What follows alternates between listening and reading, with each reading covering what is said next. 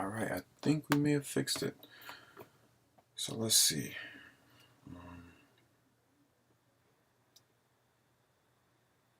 But whatever it is, we're going to get it. We're going to figure it out, get it right. Today, I'm attempting again to do my live stream on the ancient aliens again and esoteric knowledge and wisdom. So for those of you who are like, why am I making this video again? It's because it didn't come out right. The whole screen wasn't showing. I didn't realize to the end.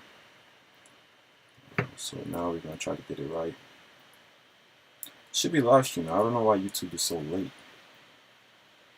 with it. No.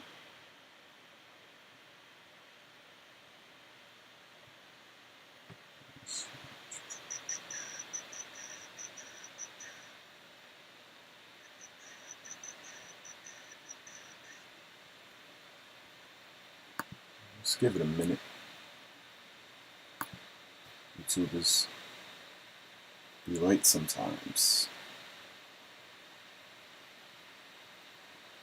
Let me refresh the app.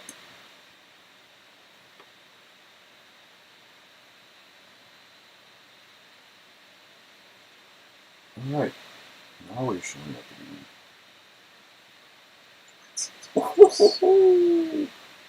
Alright, only thing is we gotta bring this bad boy to the left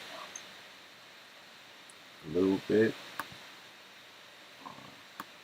Just trying to bring it just to the left, just a little bit.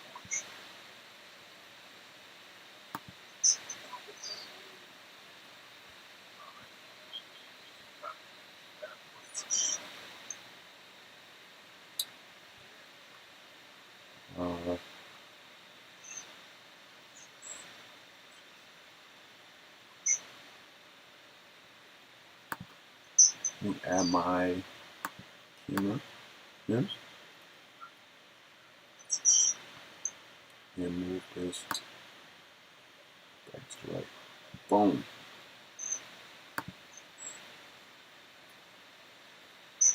And we should be money.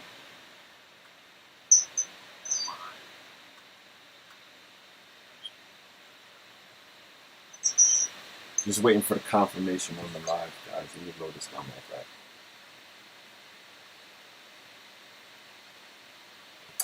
Alright, guys, and we're ready to start. Yes.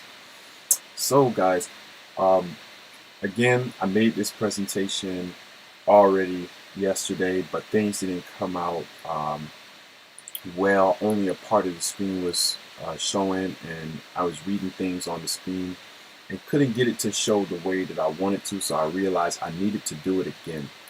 Okay, and in life, sometimes you have to do things until you get it right. So without further ado, we're starting the series again, Awakening the Christ in You. Those who are new to my channel, welcome. Shalom, family. My goal is just to be a guide to you. Okay, I'm a channel, so everything that I come to in myself, all the knowledge and wisdom I come to in myself, I feel is essential to share. I share it with you all, okay? And lately I've been just really interested in my roots in ancient history. So I've been studying it. It's been coming up in my dreams a lot. And I've just been wanting to make content around that because I feel like and this is especially for Africans, okay, like myself. I feel like a large part of our history is spoken about today and it's not done justice, okay? So it's our ancestors are made to seem from our recent and far past as if they were not advanced, which is not true, or they were not intelligent, which again isn't true. And I'm going to show you guys this in this presentation, so stick around. Okay. So yeah, my goal is to first show you the root of where all of the esoteric knowledge that we see in the spiritual community, where did it come from? Okay, and then in future videos in this series, I'm going to share the esoteric information, which I've come across and I use in my everyday life. Some of you use in your everyday life, but you're either not aware or you don't fully understand the origins of the practice. So either way, this is a great video to watch. All right. So yeah, one last thing before I get into the presentation. I just want to say that um, uh, please check out my shop, Sunchild Apothecary. And me and my partner, we have amazing services that I know can benefit you all on there. Okay. I'm personally a dream worker, so I analyze people's dreams, and also I tap into the Akashic record. So through trance or through my dreams, I can pull guidance. I could channel guidance for you all. Okay, so head over to my site and see if there's any services that you'd be interested in. My partner Taylor, she does tarot and astrology readings. Okay, and I know you guys probably been looking for trustable spiritual practitioners for your services as the ones I just mentioned, and we are the people that you can come to and safely know that you will be provided a genuine service. Okay, so I'll leave that link in the description after the video. Matter of fact, I will type it in myself in the chat. Sunchild Apothecary .com. Boom. And I'll also leave the description again, and leave the link in the description after this video. Okay, so all right, now we can get into it.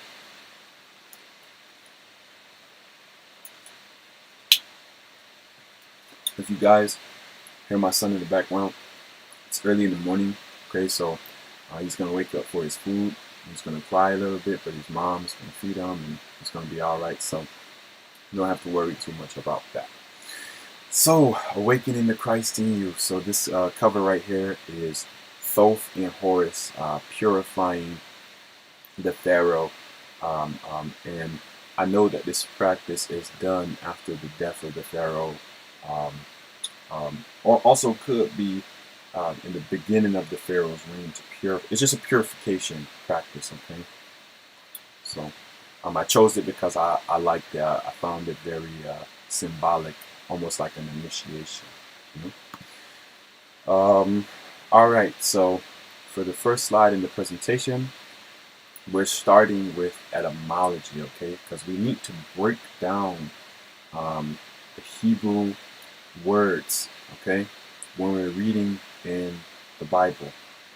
If you don't understand the original tongue of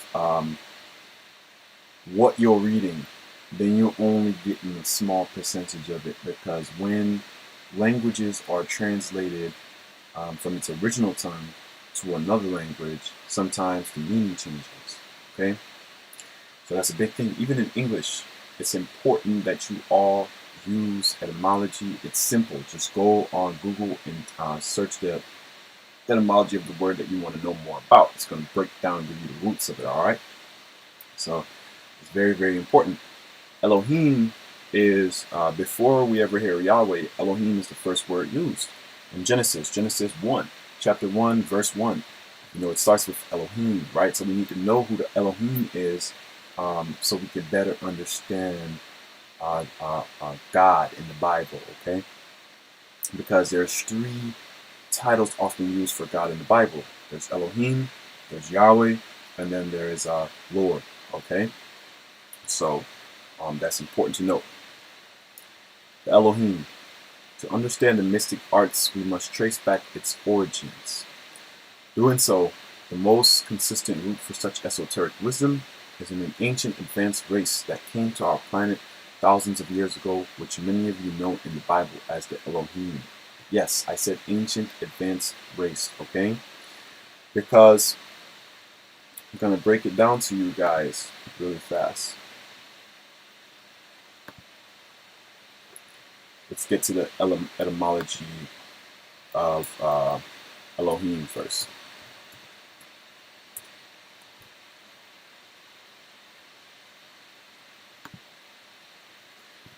So, before I even start with the etymology of Elohim, I just want to say that the beginning of Genesis is taken from the Sumerian clay tablets, okay, which is an older civilization uh, than the Hebrew culture, than my Hebrew ancestors, okay? And I acknowledge that in a lot of uh, Israelites, those who are waking up and um, coming back to their roots and their ancestry. You guys see everything that's going on with Kyrie and Kanye. You know, they're remembering their ancestry and they know that they're Israelites.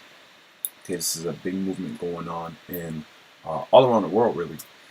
Um, and it's important to, if you're going to learn about your roots, do it thoroughly. Okay, don't start at a point that's comfortable for you, but I personally like to dive deep. Okay, as long as my intuition leads me there. Okay, and so I know that um, there are older texts which the Bible took from.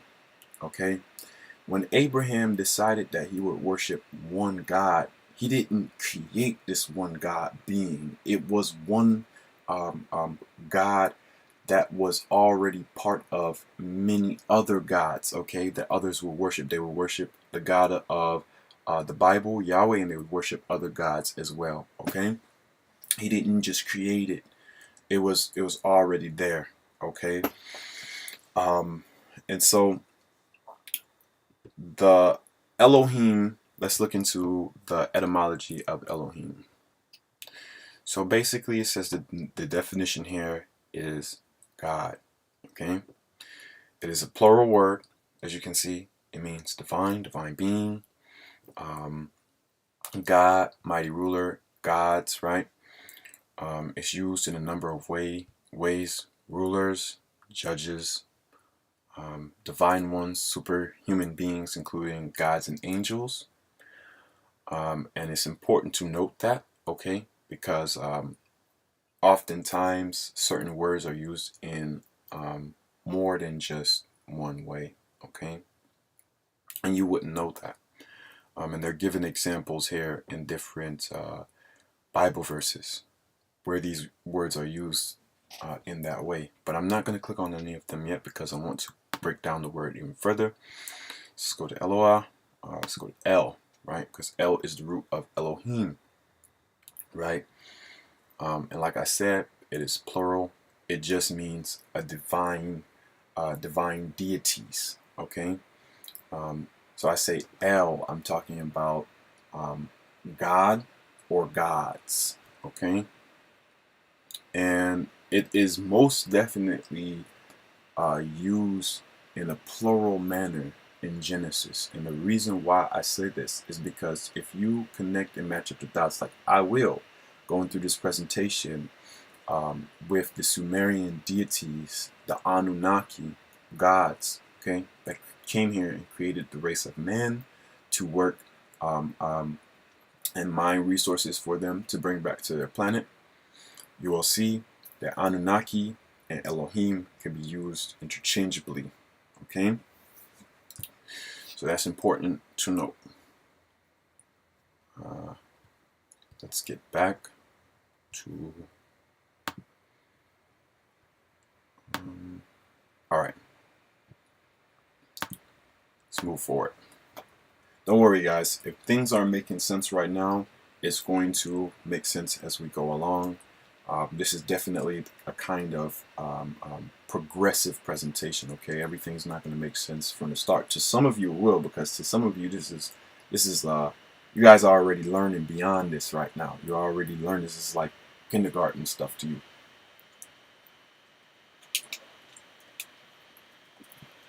But to some, this stuff is still new. Okay, so it's important that we, when we're sharing things like this, we break it down into small doses that people can digest. So, next slide. The Book of Enoch. 1 Enoch, which is the Ethiopian version of the Book of Enoch, chapter 6, verse 1 through 2. And it came to pass, when the sons of men had increased, that in those days were born to them fair and beautiful daughters, And the angels, the sons of heaven, saw them and desired them, and they said to one another, "Come, let us choose for ourselves wives from the children of men, and let us beget for ourselves children." So I'm looking on my on the live right now, and I'm seeing that um, as I was looking up the etymology, that a part of it is kind of cut out. I'm still new to this software, guys, so I just want you all to know that. But if you listen to me read some of it, you can still understand.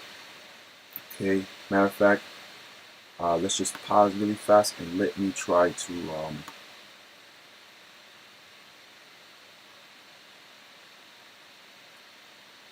let me try my best to like censor this in a way where certain things can still be seen. All right, so I'm gonna start over again from Enoch chapter 6, verse 1 through 2. And it came to pass when the sons of men had increased, that in those days there were born to them fair and beautiful daughters. And the angels, the sons of heaven, saw them and desired them, and they said to one another, "Come, let us choose for ourselves wives from the children of men, and let us beget for ourselves children."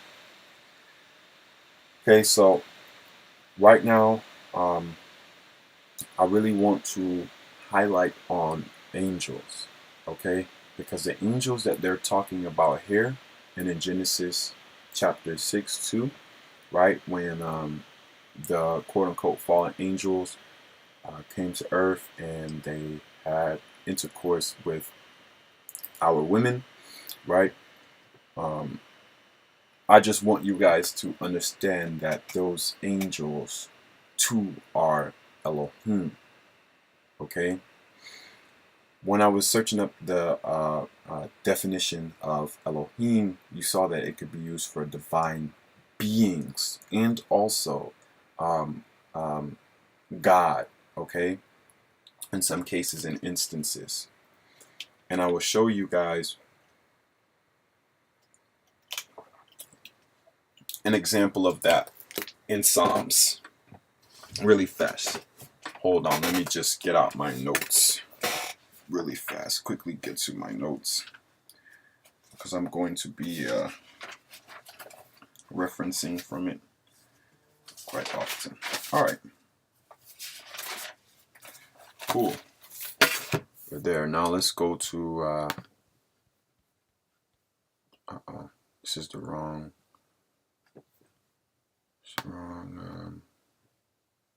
Windows. All right.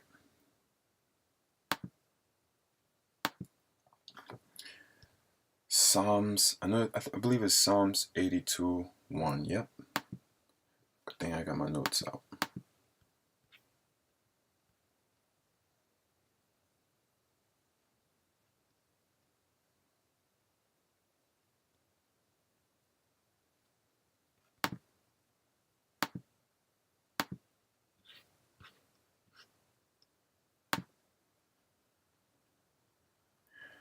All right.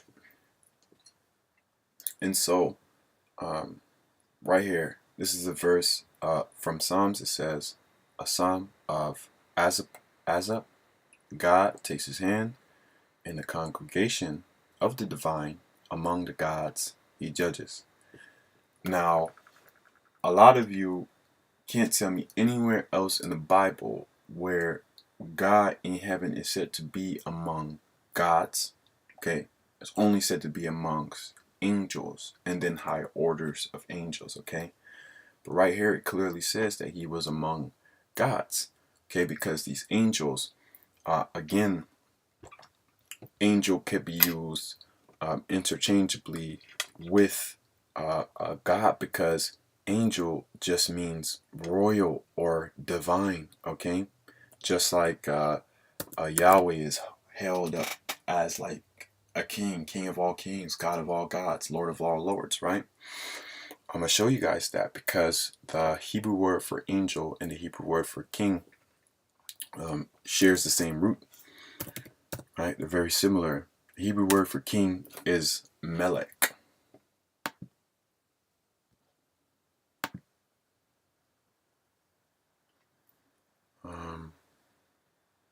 Matter of fact, I'm going to search up the Hebrew word for angel again. I'm just waiting for this to show on. Cool. All right.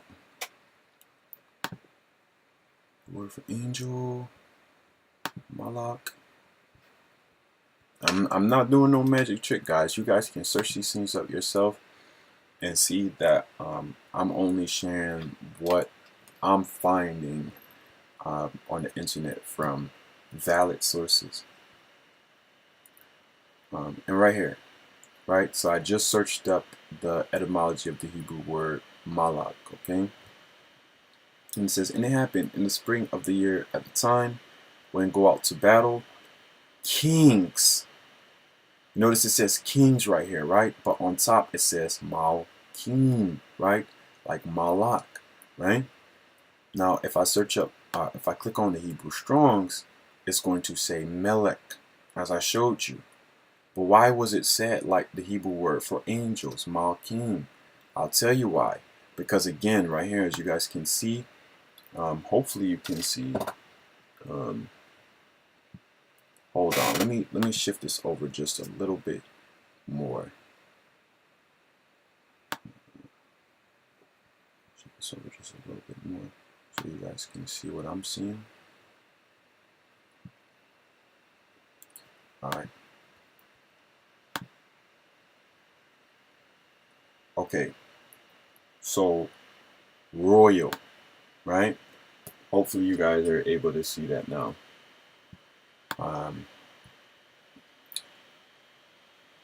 And hold on.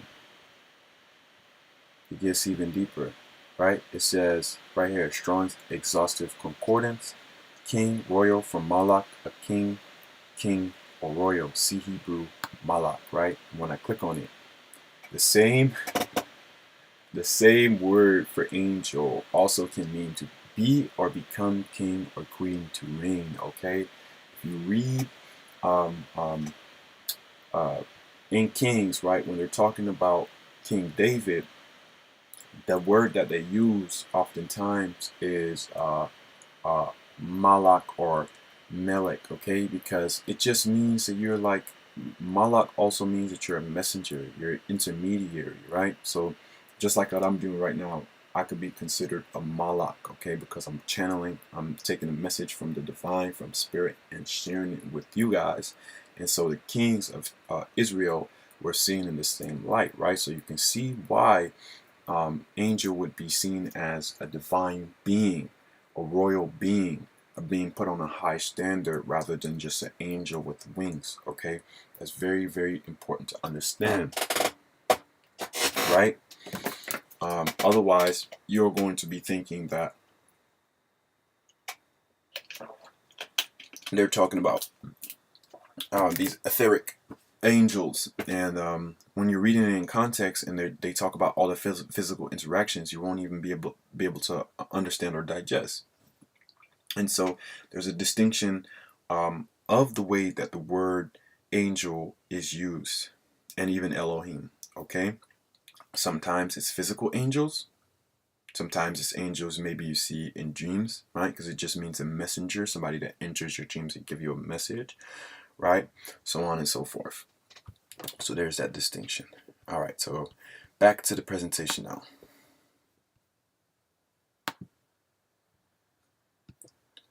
Next slide. The Watchers.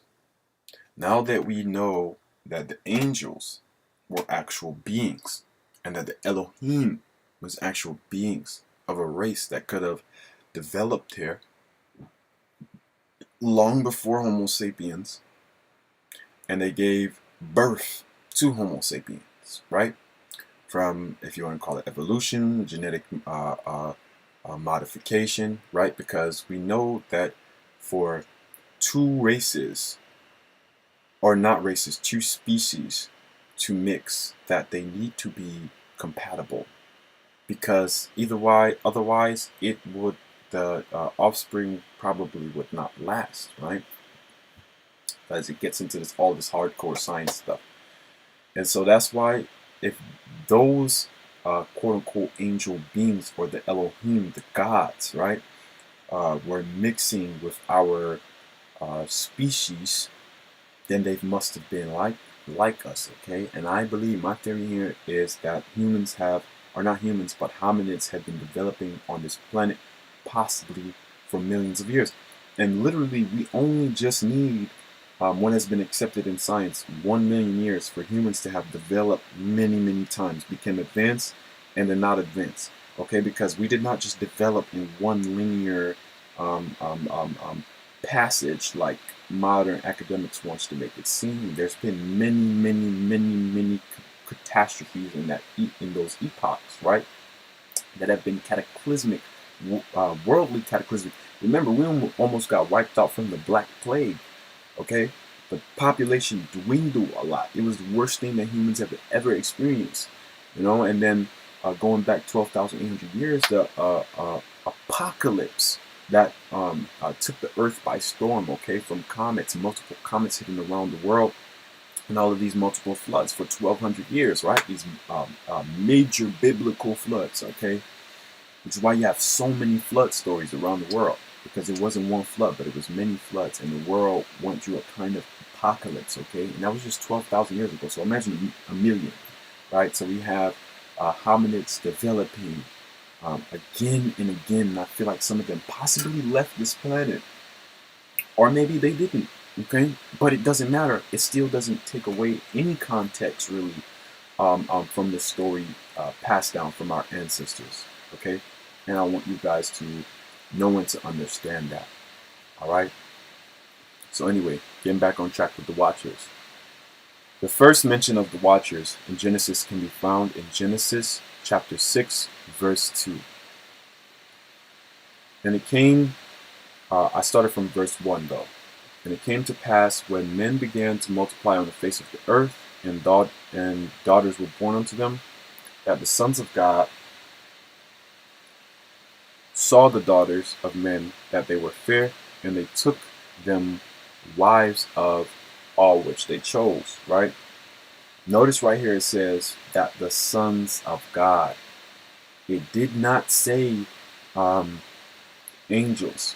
And if you ever read the Atra Hasis or the Inu Malish, you would know that the Igigi, right, whom they call the fallen angels, were seen as the later generation from the Anunnaki, the gods that came here to this earth, right? They were seen as the later generation, so the younger crowd, or that also could be taken in context as those under the Anunnaki, because it seemed like the Anunnaki were more of like a princely status. Okay, they got the good treatment, majority. Okay, they were the ones viewed as gods. They were the ones really being worshipped by men. Okay, and so it says the Watchers are the Igigi mentioned in the Babylonian Atrahasis flood story. Okay, and I'm gonna let you guys know why the Igigi are the Watchers. They were not given as much status as the Anunnaki Elohim. According to the text, they were from the same home planet as the Anunnaki, but could be viewed as commoners taking on the toil of the Anunnaki bosses. Okay, we got to move on for that to make sense.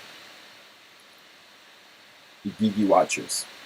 Now we're reading from the Atrahasis, okay, tablet, which again, the story is very old. It goes back to Sumeria, these gods that they're mentioning, these Anunnaki beings that they're mentioning, okay, far back before the Sumerian civilization dates back to like 9,000 years ago, okay, and Hebrews, starting from Abraham, it dates back probably a little bit over 3,000 years ago. Okay, so Atrahasis Tablet 1, lines 1 through 6. When the gods, notice it said gods right here, manlike, bore the labor, carried the load, the gods' load was great. the toil grievous, the trouble excessive, the great Anunnaki, which just means Anunnaki, the seven, were making the Igigi or Igigu undertake the toil. Okay? Why does my life keep pausing on you, man? Gotta make sure everything cool so you guys can see what I'm seeing. Let's just move this back a little bit to the side. Boom. Alright. Wait. Hold on. Alright. Let me make sure I didn't have anything to say. Okay, no. We're right on track. Tablet 1, lines 23 through 26. The Igigi had to dig out canals, had to clear channels, the lifelines of the land. The gods dug out the Tigris riverbed and then dug out the Euphrates. For any of you who've learned about the story of Eden, this already rings bells to you, okay? And this is in the Atrahasis, all right? But I'm going to bring up the verse from Genesis 2:10, 10 to I move too fast sometimes. Genesis chapter 2, verse 10 to 14. And a river went out of Eden to water the garden, and from thence it was parted and became into four heads. The name of the first is Pison.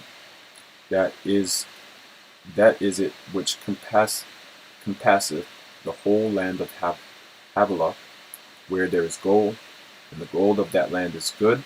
There is bdellium and the onyx stone. And the name of the second river is Gihon. The same is it that compasseth the whole land of Ethiopia. And the land of the third river is Hiddekel. That is it which goeth toward east of Assyria. And the fourth river is Euphrates. Okay? So the Euphrates River is connected to the Tigris River. They're like a branch and they break off kind of like that. Okay? So they're connected. And that's in Genesis there. Now it says Eden was a garden, right? Now I pulled up a quote from Wikipedia which talks about where the Igigi were mining resources. It says Akkadian paradise is described as a garden in the myth of Atrahasis, where the lower ranked deities, the Igigi, are put to work digging a watercourse by the more senior deities, the Anunnaki.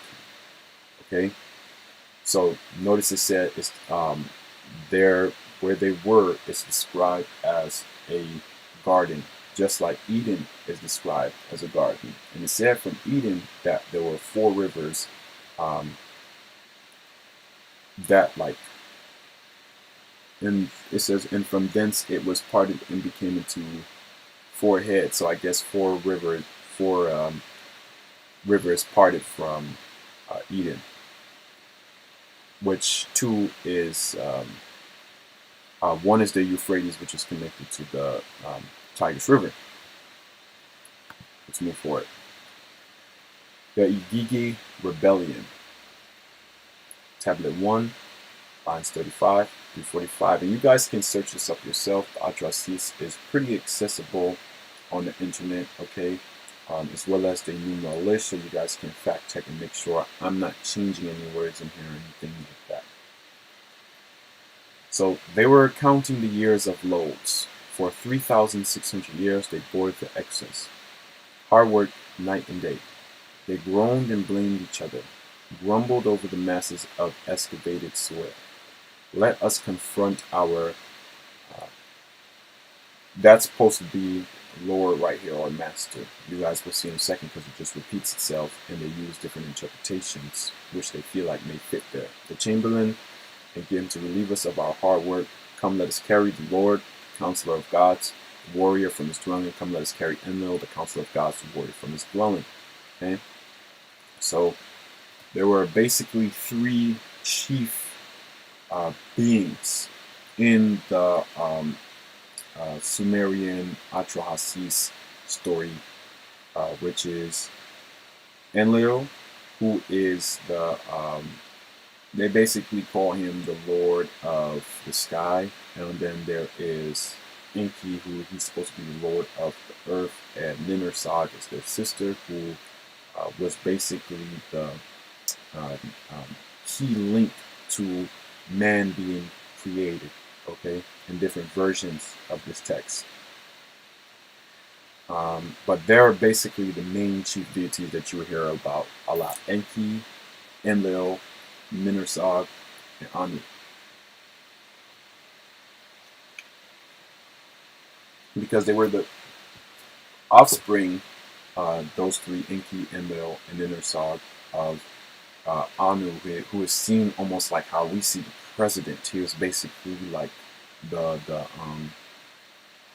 boss or high up of their planet Nibiru, or their dwelling Nibiru, because I feel like Nibiru could just be another location here on Earth. Anyways, moving forward, Enki's solution, Atrasis. Ea made his voice heard and spoke to the gods, his brothers. Why are we blaming them? Why are we blaming them? Their work was too hard. Their trouble was too much. Every day the earth resounded. Basically every day the earth, like they were crying out. We could hear their loud noises. They were tired of doing the work. The gigi. The warning signal was loud enough. We kept hearing the noise. There is Belet Ili, the womb goddess, is present. I believe that may be Ninosag. Let her create primeval man so that we may bear the yoke. So that he may bear the yoke, the work of Enlil. Let man bear the load of the gods. On the 1st, 7th, and 15th of the month, I shall make a purification by washing. Then one god. Oh, it's funny you're talking about purification. In the beginning, you saw Horus and Thoth purifying the person in the beginning, the cover of the presentation. Then one god should be slaughtered, and the gods can be purified by immersion. Nintu shall mix clay with his flesh and his blood. Then a god and a man will be mixed together in clay. Let us hear the drumbeat forever after. Let a ghost come into existence from the god's flesh. Now, to some, you guys already may be seeing how this sounds like so familiar, right? To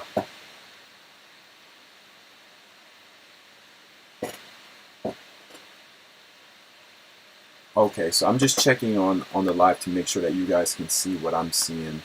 Um,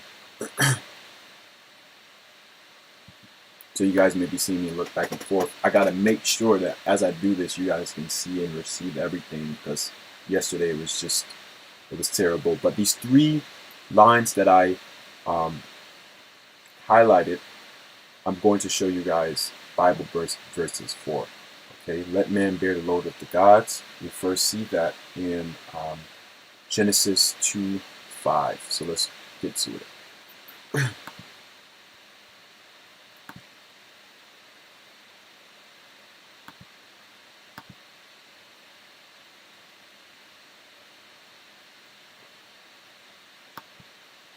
And again, guys, I know this is probably not going to be perfect. Sometimes you guys may not be able to see everything, and I deeply apologize. I'm going to better learn how to use this software, okay? But just know that I'm reading from the sources. And so for those of you who really want to receive the information, you guys are going to still appreciate it, I'm sure. All right, Genesis 2:5. Hebrews read from right to left. I know you guys are probably saying, why you don't read from left to right? But no, when you read Hebrew, it's right to left. And any plant of the field before was in the earth, and any herb of the field before had grown, for not had caused it to rain, Yahweh, Elohim, or God, on the earth, and man that was not to cultivate the ground. Okay, so basically it said before there was any plants that had grown, before things was fertile, the God Yahweh did not cause it to rain, and there was no man to cultivate or to work the ground yet. Okay, so this is before man was created to work the ground. Okay, as it is said, which you guys we'll see, I believe, in the probably in chapter 2 verse 7, which I'm going to come to in a second. But first, I want to show you guys a Bible verse for clay. Oh, actually, it might all be in the same thing. Let's see. All right, and formed Yahweh God man from the dust of the ground, and breathed into his nostrils the breath of life, and became the man a being living. So you see, it says from the dust, right? In Antrasis, it said man was created from clay and the blood of the God So let's go to the word that they used for dust in the Hebrew version, which is afar.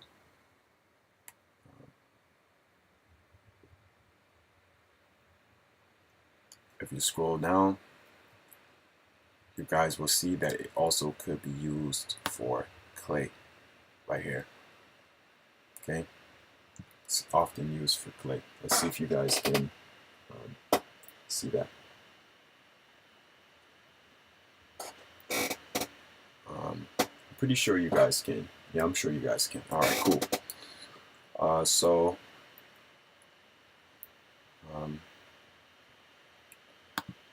now let's go to, oh yeah, before I move forward, I just wanted to say, after man was created from the dust from the clay, right?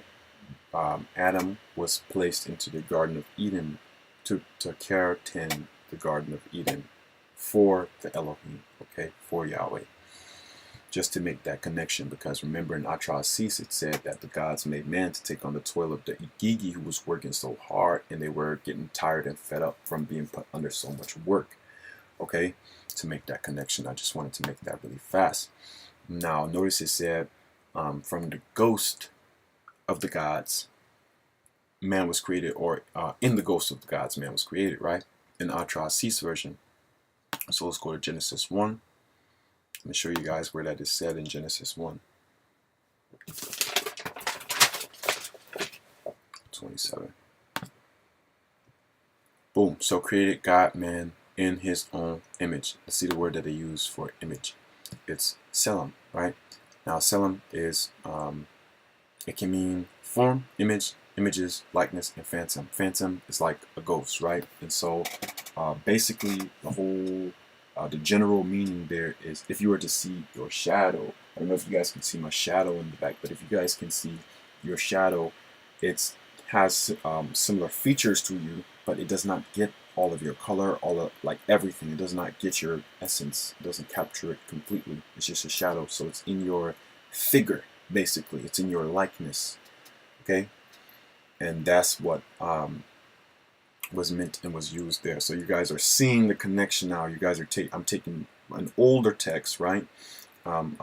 Stories passed down from an older text and matching it with a more newer writing, the Hebrew works, okay, from the Torah, and I'm matching it together like this, side by side. So you guys are seeing, okay. So now you see that the Igigi, right, who were called the fallen angels, which were pretty much almost there, that they were not angels, but they were of the same race as the Elohim or the Anunnaki. Okay, just want to really emphasize that to you guys.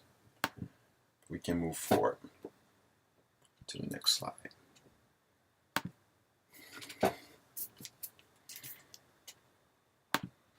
Next slide. All right.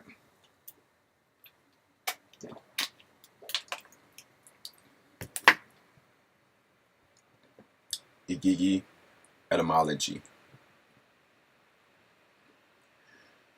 In the Sumerian language, Igi translates to I, and Gi translates to return or restore. Gi can also be translated to freedom.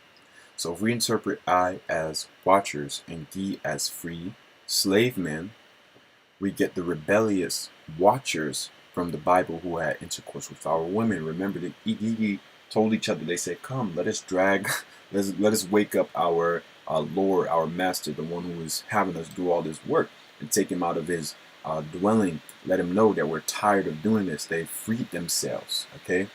And then the beginning, the first root of the word igigi is igi, and it means I, right? And we can translate I as watchers, right? Watchers were rebellious. They freed themselves, okay? So now you see the correlation between the word igigi and the word used for the fallen angels or watchers, okay? So I just wanted to stress that there.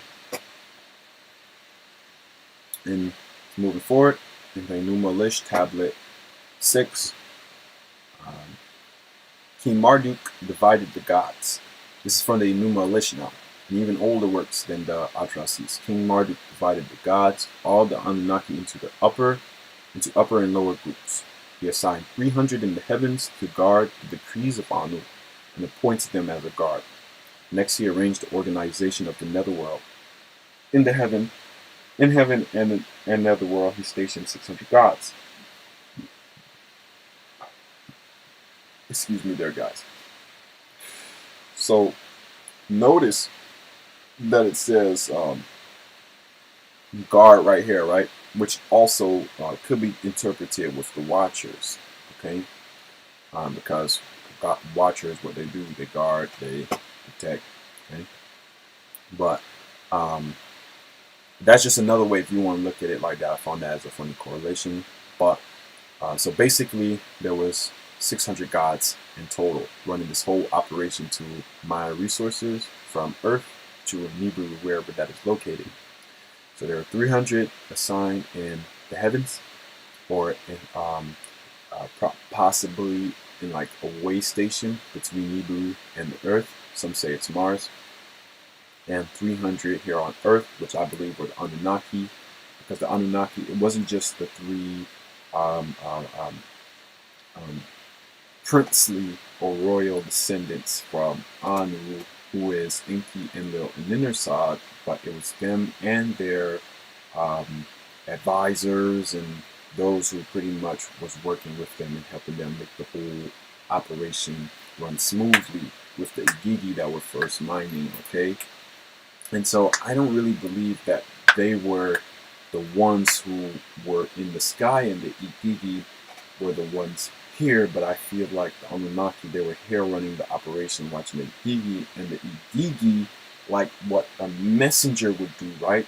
Meaning the general interpretation for our angel Malak, which is an intermediary or a messenger, which is said, right? But it also, a messenger could be used, like I said, in various ways.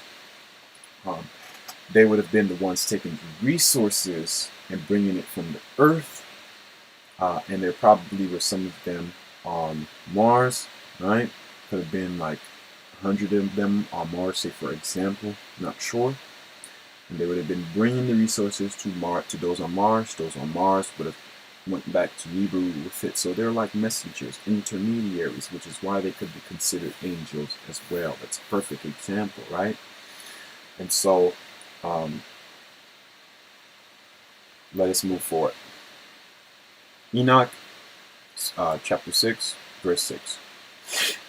And they were in all 200 who descended in the days of Jared on the summit of Mount Hermon. Notice it says who descended, not 200 all of the gods, but 200 who descended. Okay, so it was 300 as we see here, but only 200 descended. That's important to note, because some say, oh, well, the numbers don't add up. It said that there are 300 Igigis and 300 Anunnakis, but only 200 descended in the book of Enoch. Well, it's not true, because it said only 200 who descended. Also, like I said, because there was like a intermediary where the Igigi were bringing the resources, say 200 at a time went up to Mars. All of them who were digging, they went to the intermediary station. This is just an example. I know it's not the best. And then they came back to the Earth to do their work. You could see how 200 descended, but it's more of them. Okay, so it could have been something like that. Not sure. Maybe there were 200 on Mars. They got tired of working on Mars and they said, "We want to be like the Igigi on the abundant Earth, and we're coming to the Earth and descended to the Earth." Who knows? We don't know. Okay, they never really specified that well enough for us. So you just have to connect dots. Okay. Let's see if there's something that I want to mention here. Okay. Nope. I mentioned that. So let's move forward. Uh-oh. All right. Let's see. Is everything seeable? The Forbidden Arts. Enoch 7, chapter 7. And all the others together with them took unto themselves wives, and each chose for himself one. And they began to go unto them. They began to go in unto them and to defile themselves with them, basically have sex. And they, the watchers, taught them charms and enchantments. Thank you, Taylor. My partner is narrate. She's like helping me, not narrate. She's helping me know if things is good. She's my tech gal right now. So everything looks good, so cool, we good. Yeah, but so basically, it's talking about how the Igigi, how they got fed up, they rebelled, and they want to have intercourse with our women. And then it says right here, and they, the watchers, who's the Igigi, taught them charms and enchantments and the cutting of roots and made them acquainted with plants. Now, time out, I just want to say something because it came across in my mind and I want to channel it. Does not that sound like what immature what an immature crowd would do, right? The younger generation, they are very rebellious, as it is said that the Igigi are the younger classmen, or the younger generation of the Anunnaki. So they like, look, we got all this cool technology, we advanced. Let us go show this off to the Homo sapiens, what they call the Lulu, who the Anunnaki created to do their work, right? So that's perfect right there. I'm glad that came to my mind. So they taught them charms, enchantments, and the cutting of roots, and acquainted them with plants, and they became pregnant and bare great giants whose height was 3,000 ells. So the women became pregnant. Now you guys would be like, how could a giant that big be in a woman's stomach? 3,000 ells. 3,000 ells is about like 4,000 feet or so. Okay, and the thing is, they wouldn't have been that big. I think it was an exaggeration. Maybe they could have been. I don't want to look, man. Looking into the past, things get more weird and weird. I'm just gonna put that out there. But I think the reason why, I think the babies may have been small in the woman's stomach, but when they came out, they were different than us, and so maybe they could have been having like major growth spurts. You guys know about gigantism and things like that, and they're just like really big. As an abomination, we would call that abomination, when two species mix and it's not like the most smooth, right? Things are not linking up as they should. You get abominations. Sometimes they're like stronger than they should be, or they have teeth, more teeth than they should, and just things that it's not natural, okay? Not natural to what we know Homo sapiens to naturally come out as, okay? Who consumed all the acquisitions of men, and when men could no longer sustain them, the giants turned against them and devoured mankind. And they began to sin. Yes, it said devour mankind. I'm going to talk about that in a minute. And they began to sin against birds and beasts and reptiles and fish to devour.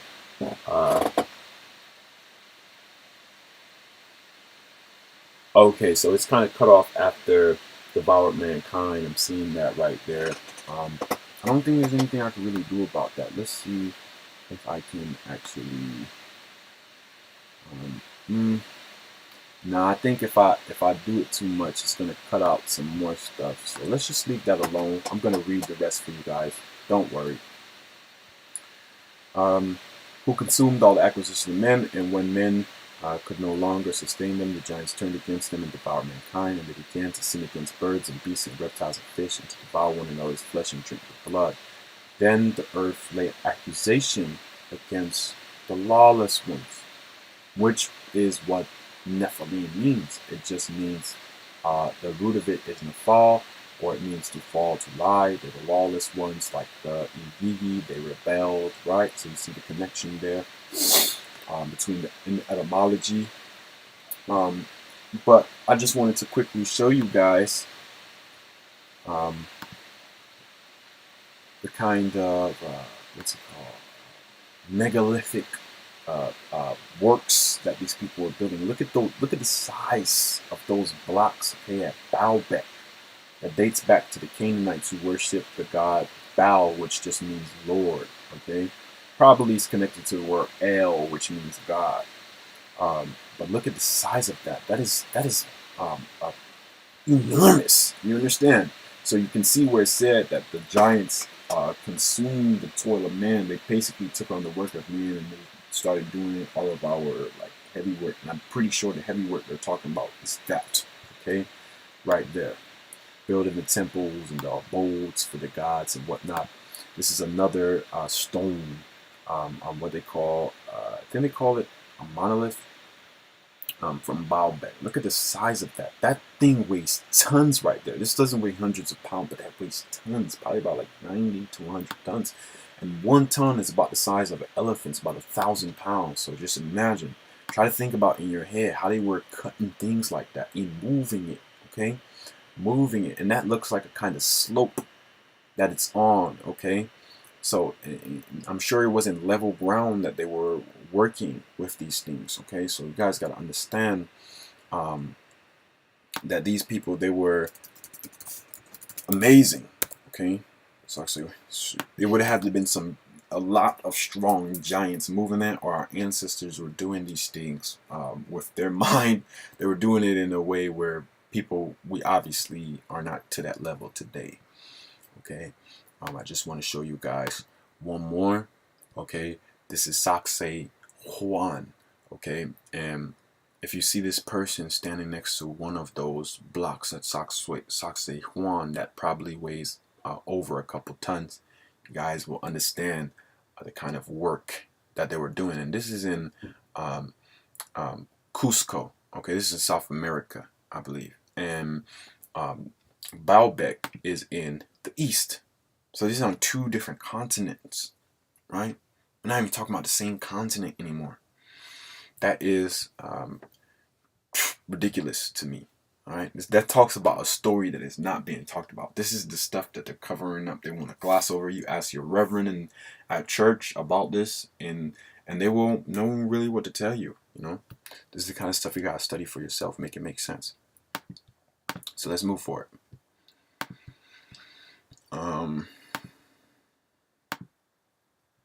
Let's see. I think I could. Yeah, you gotta use our head sometimes, right? So I zoom this out so hopefully you guys can see better instead of me having to constantly go back and forth between sites and whatnot. Enoch chapter 8. And Azazel taught men to make swords and knives and shields and breastplates, and made known to them the metals of the earth, and the art of working them, and bracelets, and ornaments, and the use of antimony. I think antimony is like some sort of chemical compound or something of the sort. And the beautifying of the eyelids, and all kinds of costly stones, crystals, and all colored tinctures, dyes, and there arose much godlessness, and they committed fornication, and they were led astray, and became corrupt in all their ways. Some Jaza taught enchantments and root cuttings. Armoros, the resolving of enchantments. Barquiel taught astrology. Kabel, the constellations. Ezekiel, the knowledge of the clouds. Arakiel, the signs of earth. Shamzael, the signs of the sun.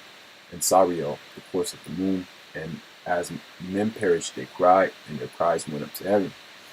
Now, I read the book of Enoch, and there's a part in it where it is said Yahweh, the main God, he basically says that, or it could have been one of the archangels, but what was said was that man was taught the knowledge of the heavens, right? And so you can see that the Igigi, or the watchers, the gods, right, the younger, immature generation, they taught men these things, you could see why that would have been seen as forbidden, because we were supposed to just be smart enough to do the heavy toil, not smart enough to have this kind of advanced knowledge.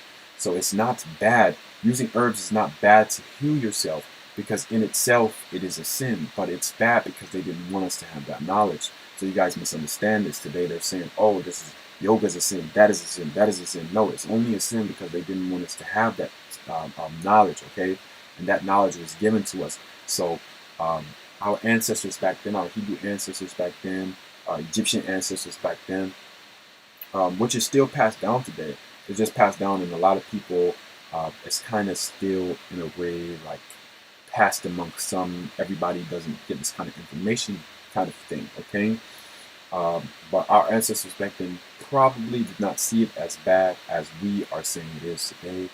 It's just they got the story twisted, and they don't have the full account, which I'm helping you guys receive right now. All right, so yeah.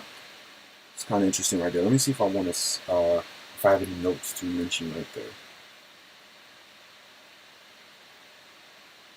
All right, not really until the next slide. So let's move forward.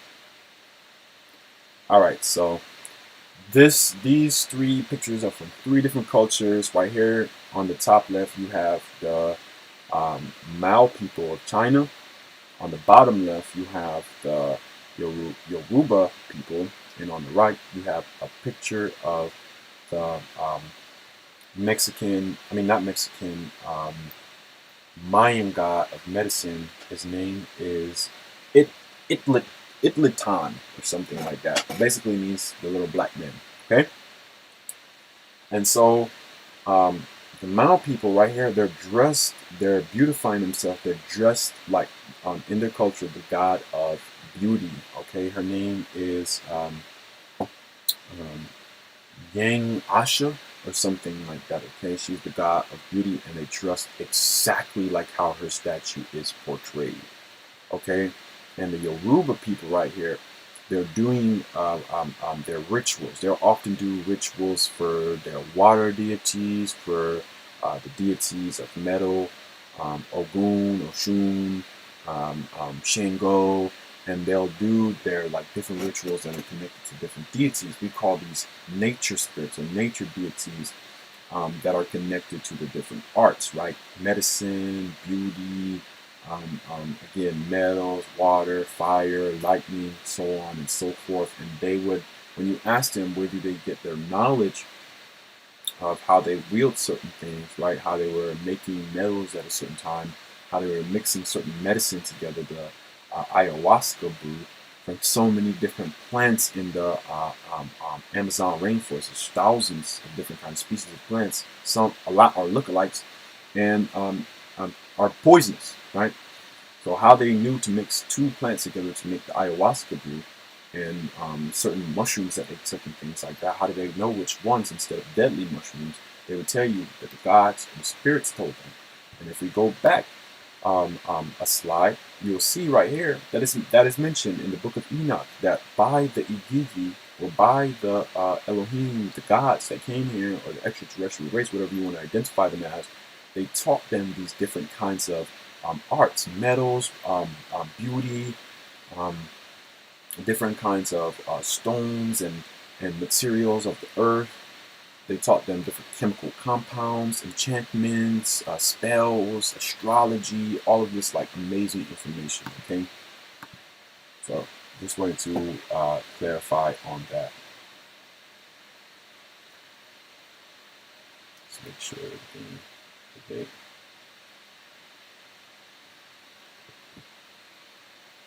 Taylor, if you're still watching this, let me know how it looks in the chat. Let me know if everything is cool. All right, so next slide, Nephilim. The Hebrew word Nephilim roots from the Hebrew word Nephal, which means to fall or to lie. Nephil is also used to address, Nephil is just the root of Nephal. Okay, because you can always break down the root sometimes multiple times. Break down a word multiple times to its original root. It's also used to address the tyrant, bully, or in the case of Genesis chapter 6, verse 4, the giants. Nephilim is used to refer to the giants before the flood. After the flood, the giants mixed in with different human tribes and became known as the Rephaim, Anakim, and Suzim. Okay, so I'm going to go to Bible Hub really fast to show you guys the definition in some Bible verses with these races, or these peoples, or giants, I should call them. All right, so it says Nephilim. The definition here, it says giants, name of two peoples, one before the flood and one after the flood. Okay, and it comes from the fall, as I told you guys. And so yeah, before the flood, like 12,000 years ago, they would have probably been known as like the Nephilim. They're considered like bigger giants, and then after the flood, they mixed in with hunter-gatherer tribes, because everybody pretty much was starting from common grounds. Some were not. People were at different levels of civilization. You had the Egyptian civilization, not a couple thousand years ago. I think the Egyptian civilization is like really old. Okay, it gets older and older as they continue to do studies on it. But Sumerian civilization, like I said, is about 9,000 years old. So at that time, there were some hunter-gatherer tribes and whatnot, but there were some civilizations that were advanced. So the giants of those times mixed in with the common populations, and they become presumably shorter, okay, smaller. So now let's look at Rephaim.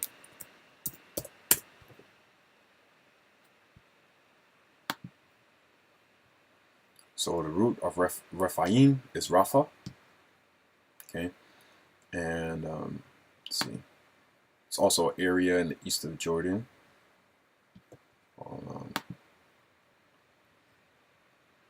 But right here, if you scroll down, it says proper name of a people or race of giants, right? So if we look in Deuteronomy, let's go back.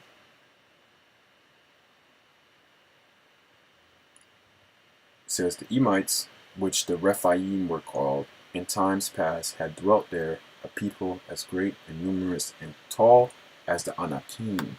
Okay.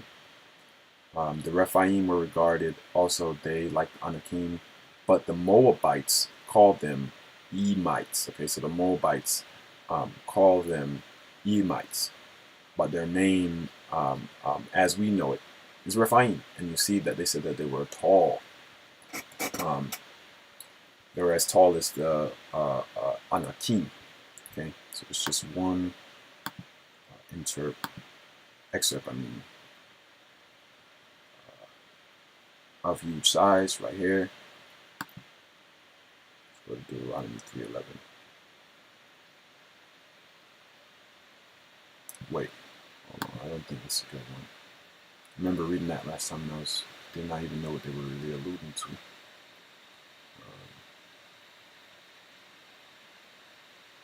Alright, let's just scroll down and we'll see right here it says, or Rapha, from Rapha, the sense of invigorating a giant. So the word's commonly used for giants, okay? And these people, they were called the Rephites, okay? And they were a giant people east of Jordan. They lived by the area of Jordan in the east, okay? And now we see right here the Zuzim, Deuteronomy 2:20. A land of the Rephaim was regarded as also that the Rephites dwelt there formerly, but the Ammonites called them Zamzumites. So there's a lot of confusion, as you can see there, okay? So the Rephites, they were called Zamzumites, okay? Because the Zuzim, these people, what they're known as, they were just, it was probably a corruption of the name Rephaim, because some people didn't know them as the Rephaim, but knew them as the Zuzim, or they could have been another tribe of a giant people, okay? I just wanted to show you that. So you'll hear them in the Bible as not the Nephilim always, but the Rephaim, Anakim, and Suzim. So let's look at example 13, Numbers 13, 32 through 33.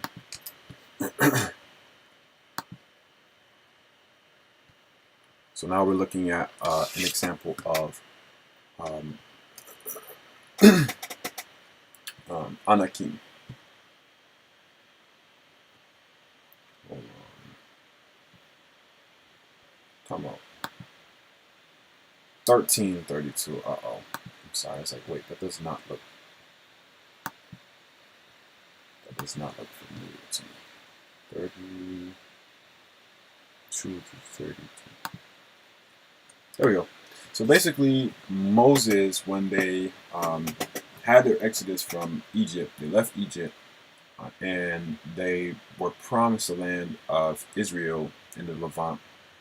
And so Yahweh sent them to spy out the land, basically, to see who were living there and to fight these people. Okay, so Moses, he gathered a camp, and he sent them out to see who were living there in the land, and they had to come back and to report to them. And what they reported to Moses was surprising. And it says, why does it keep going to Numbers 32? We're supposed to be at 13. 13 verse. Man, why did it just get weird on me all of a sudden? Alright, anyway. Let's just get to right here.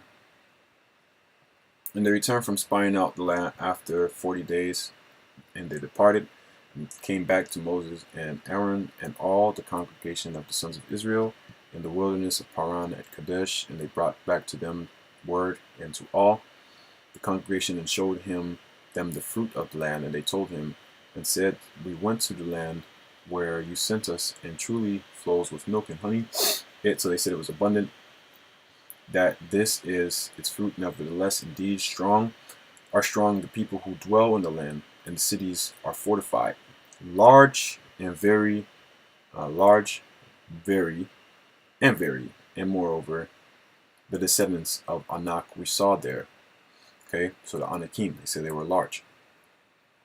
The Amalekites dwell in the land of the Negev, and the Hittite, and the Jebusite, and the Amorite dwell in the mountains, and the Canaanite dwell by the sea and along the banks of the Jordan.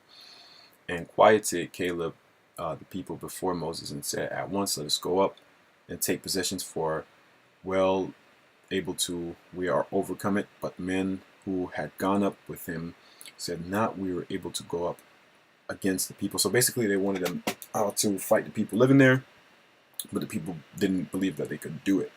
Okay, they were lacking their faith.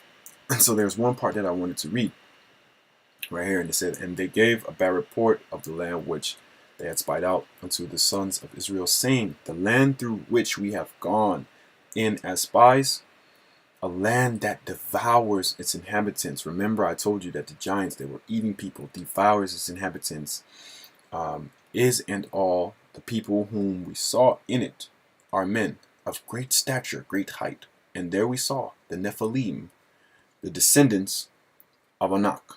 Okay, so the Anakim are descendants of the Nephilim. Remember, we're just reading right to left, but the Anakim are descendants of the Nephilim. It says, the descendants of Anak came from the Nephilim. See? So he said we saw the Nephilim, but they didn't really see the Nephilim. They saw the Anak, or the Anakim, the descendants of the Nephilim. And we were in our own sight like grasshoppers. So we were in their sights. So they said, compared to them in size, they were like grasshoppers. They were small. Okay? And this is in the Bible. Not making this stuff up. Make sure that we still flowing. All right. We're still good. All right. Let's bring this down a little bit. All right. And so I'm going to talk about more accounts of giants from North and South America. Okay. Giants of North America. There have been many accounts of savage giant tribes in North and South America by European settlers. These giant tribes are called Guayamures or Ayamures, Nahulo, white-skinned giants, red-hair giants, Patagonian giants. Okay, let me show you accounts of all of these really fast. Google Chrome. Have all my sources pulled up here already. All right. Let's go back.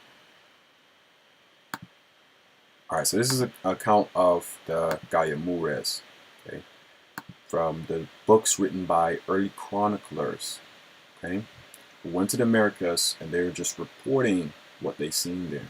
Okay, so let's preview that. And it's in multiple books. It's not just in one book, okay, but there's not much. A lot of it says the same thing, and here's the reason why. It's because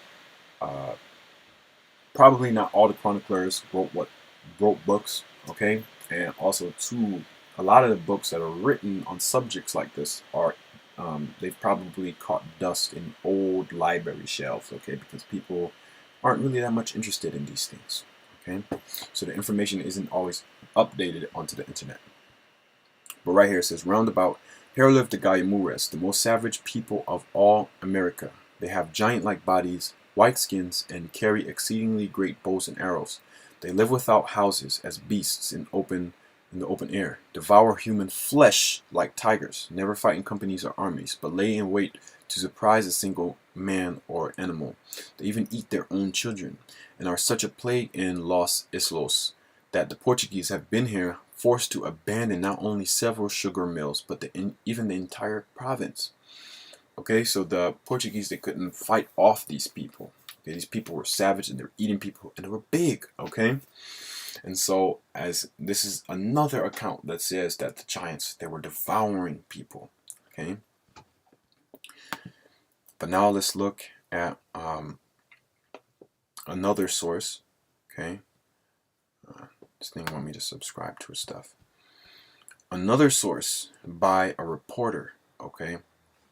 And she's just basically giving reports of what other historian figures have written in older works, okay, about these American giant tribes. Okay, so we started with the Hokta. Horatio Bardwell Cushman wrote in his 1899 book History of the Hokta, Chickasaw and Natchez Indians.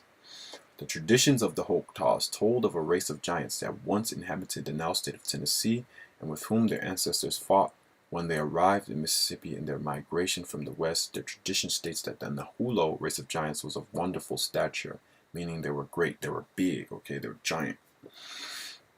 Cushman said, Nahulo came to be used to describe all white people, but it originally referred specifically to a giant white race with whom the Hokta came into contact when they first crossed the Mississippi River. The Nahulo were said to be cannibals whom the Hokta killed whenever the opportunity arose. So these the Hokta Indian tribe, basically they were fighting these Nahulo beings, okay, these white giant beings, okay. They said they were white skinned and they were giants and they were savages, okay. This is the second account of that from a whole different source.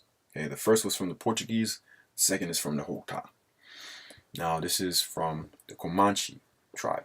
Chief Rolling Thunder of the Comanches, a tribe from the Great Plains, gave the following account of an ancient race of white giants in 1857. Innumerable moons ago, a race of white men 10 feet high and far more rich and powerful than any white people now living, here inhabited a large range of country, extending from the rising to the setting sun. Their fortifications crowned the summits and the mountains, protecting their populous cities situated in the intervening valleys. Okay, so here we have the same examples here. Okay, so we're just going to skip over. We're not going to read all of this because we already seen what it had to say. We're just going to go to Navajo tribe. Yates also writes, and for any of you guys, because I know people say, you're fishy for not reading everything, but if you guys want to check it out, it's here, the Epoch Times. You guys can come check it out, Ancient Race of White Giants, and see that everything is as I'm saying, okay? Navajo Yates also writes of the Starnik people of Navajo legend, describing them as a regal race of white giants endowed with mining technology who dominated the West, enslaved lesser tribes, and had strongholds all through the Americas. They were either extinguished or went back to the heavens. So basically, this tribe or these peoples could have been there before we've known the Indians to be there. So they could have been there thousands of years ago. Okay, because they had this kind of advanced technology, and they've probably intermingled with the Native American tribes, which is we'll also find giants among the Native American tribes too. Okay, and they have stories of these large giants coming there. Okay, Mansa tribe in 1864, Pedro de Cesar de Leon wrote in Chronicle of Peru about legendary giants described to him by the Manta indigenous people. There are, however, reports concerning giants in Peru who landed on the coast at the point of Santa Elena. Natives relate the following tradition, which had been received from their ancestors from very remote times. Derived on the coast in boats made of reeds as big as large ships, as a party of men of such size that from the knee downwards their height was as great as the entire height of an ordinary man, though he might be of good stature. Their limbs were all in proportion to the deformed size of their bodies, and it was a monstrous thing to see their heads, with hair reaching to the shoulders. Their eyes were as large as small plates. Okay? So obviously this is like poetry, so it could have been like an exaggeration, but they're trying to exaggerate to get you to understand the size of these beings, okay, these peoples. So we read enough excerpts, okay? Again, if you guys want to read the entire thing, you can do that on your free time. Now we're going to look at, first let me make sure I'm not missing anything. Okay, everything cool. Do I have any notes to share for this slide?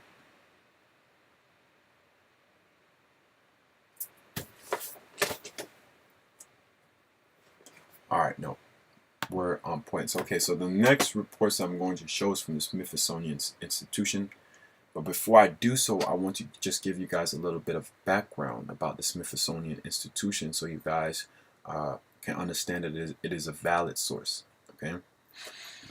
The Smithsonian Institution, or simply the Smithsonian, is a group of museums and education and research centers, the largest such complex in the world, created by the U.S. government for the increase and diffusion of knowledge. Founded on August 10th, 1846, it operates as a trust instrumentality, and it is not formally a part of any of the three branches of the federal government. The institution is named after its founding donor, British scientist James Smithson.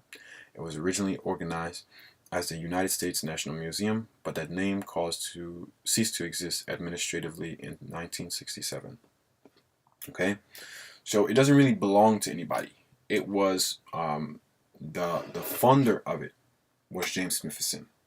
Okay, he received inheritance from his father, what would have been millions of dollars today. Okay, back in his time, and he said he didn't have any children, so he wanted to give it on to his nephew, but I think his nephew passed away, or he just didn't give it to him for some reason, and he ended up giving it to the state so that it could be for like research, okay? Because he was a scientist, so he wanted it to be for research and things of the sort. So it doesn't belong to them, but it's just an inheritance that he gave to the state as something that for everybody, for all people, okay? So now I want to show you guys their 12th and 5th annual report, the Smithsonian, when they were excavating mound sites in North America, okay? And what they said about what they found, okay? Excuse me, guys. All right. So, 12th Annual Report of Bureau of Ethnology, 1894. The following excerpt refers to the investigation of Mount 12 in Rowan County, Tennessee in 1889. Mount 12 measured 52 feet in diameter and 5 feet high, and like the preceding, consisted chiefly of red clay, closely packed and very hard. In the center, at the depth of 5 feet, a depth of 3 feet, was a horizontal layer of mussel shells about 1 foot thick, covering a circular area 6 feet in diameter. The shells composing this layer were packed in dark-colored earth and must have been carefully placed by hand, as they were in tiers, all with the concave side downward. Underneath the layer of shells, the earth was very dark and appeared to be mixed with vegetable mold to the depth of 1 foot. At the bottom of this, resting on the original surface of the ground, was a very large skeleton lying horizontally at full length. Although very soft, the bones were sufficiently distinct to allow of careful measurement before attempting to remove them. The length from the base of the skull to the bones of the toes was found to be 7 feet 3 inches.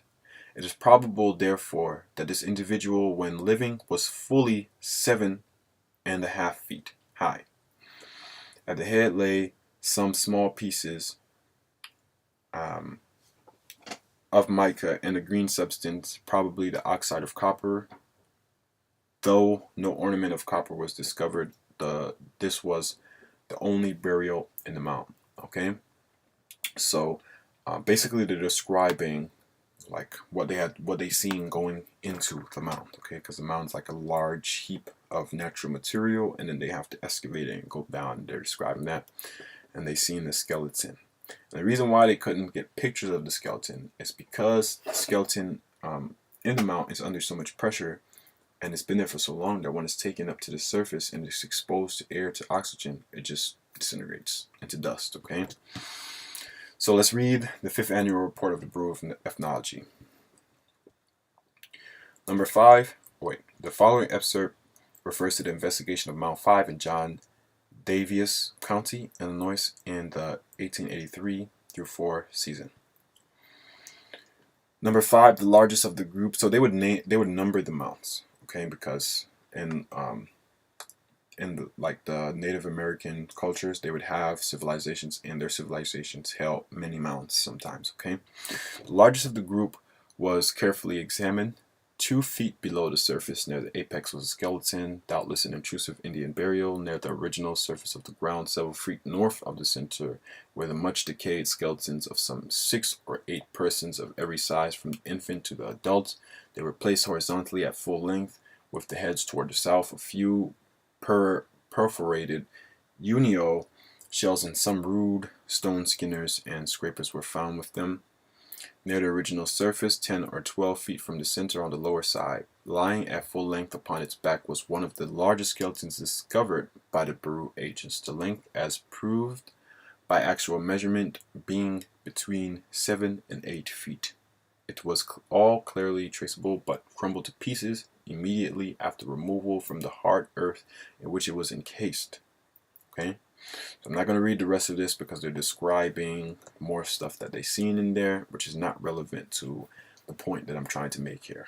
Okay, again, you guys can read this stuff on your free time. All right, so last source on the giants of the Americas, this is from South America, I believe, is the Patagonian giants. Okay, this is from the Library of Princeton Education. Okay, visual materials for the public. The myth of the Patagonian giants, like other stories about remote exotic places, captured the European imagination for a very long time. The first mention of this mythical race surfaced. Make sure everything's today. Surfaced in the 1520s from the account of Antonio Pigafetta, chronicler of Ferdinand Magellan's expedition. These names be interesting. But one day, without anyone expecting it, we saw a giant who was on the shore near today's Puerto San Juan, Argentina. This was in Argentina. quite naked, and who danced, leaped, and sang, and while he sang, he threw sand and dust on his head. Our captain, Megalon, sent one of his men toward him, charging him to leap and sing like the other, in order to reassure him and show him friendship, which he did immediately. The man of the ship dancing led his giant to a small island where the captain awaited him. And when he was before us, he began to marvel and to be afraid, and he raised one finger upward, believing that we came from heaven. And he was so tall that the tallest of us only came up to his waist. Withal was well proportioned. The captain named the people of the sort Pathagon. All right, and there's another excerpt, I believe, from another chronicler that was there at the time. 100 years later, in the world encompassed London, 1628, the first detailed account of Sir Francis Drake's circumnavigation, the author Drake, nephew, the same name, wrote, Magellan was not altogether deceived in naming them giants, for they generally differ from the common sort of men, both in stature, bigness, and strength of the body, but as also in the hideousness of their voice, but yet they are nothing so monstrous or giant-like as they were reported, there being some Englishmen as tall as the highest of any that we could see. But peradventure the Spaniards did not think that every Englishman would come thither to reprove them, and thereupon might presume the more boldly to lie the name Patagonus, 5 cubits, 7 foot and a half, describing the full height, if not somewhat more, of the highest of them. But this is certain, that the Spanish cruelties there used, referring to Magellan's hostage taking, have made them more monstrous in mind and manners than they are in body, and more inhospitable to deal with any strangers that shall come thereafter. He reduced the height of the Patagonians from 10 to 7.5 feet, but was obviously more intent on discrediting the Spanish and blaming them for the monstrosity of the giants, ironically, though he was really confirming the basic facts behind myth. So he basically was there to prove what the first chronicler said about the Patagonia. So he basically believed that they were trying to paint them out to be a monstrous people. So they thought that if they said that they were really, really big, that they would be seen as like monsters and bad people. But also at the same time, he did confirm that they were about 7 feet high. And Christmas time is here, so I know a lot of you guys got 7 feet Christmas trees, and if you guys stand next to it, you'll still see that standing next to a 7-foot person, you would be looking up to them as if they were a parent. They were your parent, you know, and you're like a child. So 7 feet is still big, and there's not a lot of 7 feet people in this world. Okay, the ratio of 7 feet people in this world is about 1 in 146,000 people. Okay, very, very rare. There's not a lot of 7 feet tall people that we know today, unless they suffer from gigantism, which also is very rare. Okay, so that explains the giants of the Americas, and we can move on to giants found in China. Okay, I just want to show you guys that these giants have been reported on almost every continent. Okay, if not every continent. And now I just want to tell a quick story of a dream I had with about Guan Yu. Okay, so basically I had a dream first in the night. Before I went to sleep, I was reading the religious scripture from the Zoroastrianists. Okay, and for those of you who don't know, it's a religion in Iran. It's basically connected to the myths of the Sumerians about the gods that came here. And so when I went to bed, I had a dream of like different like races, and they were small. They were kind of like small, or things were blurry, so they looked small to me at least.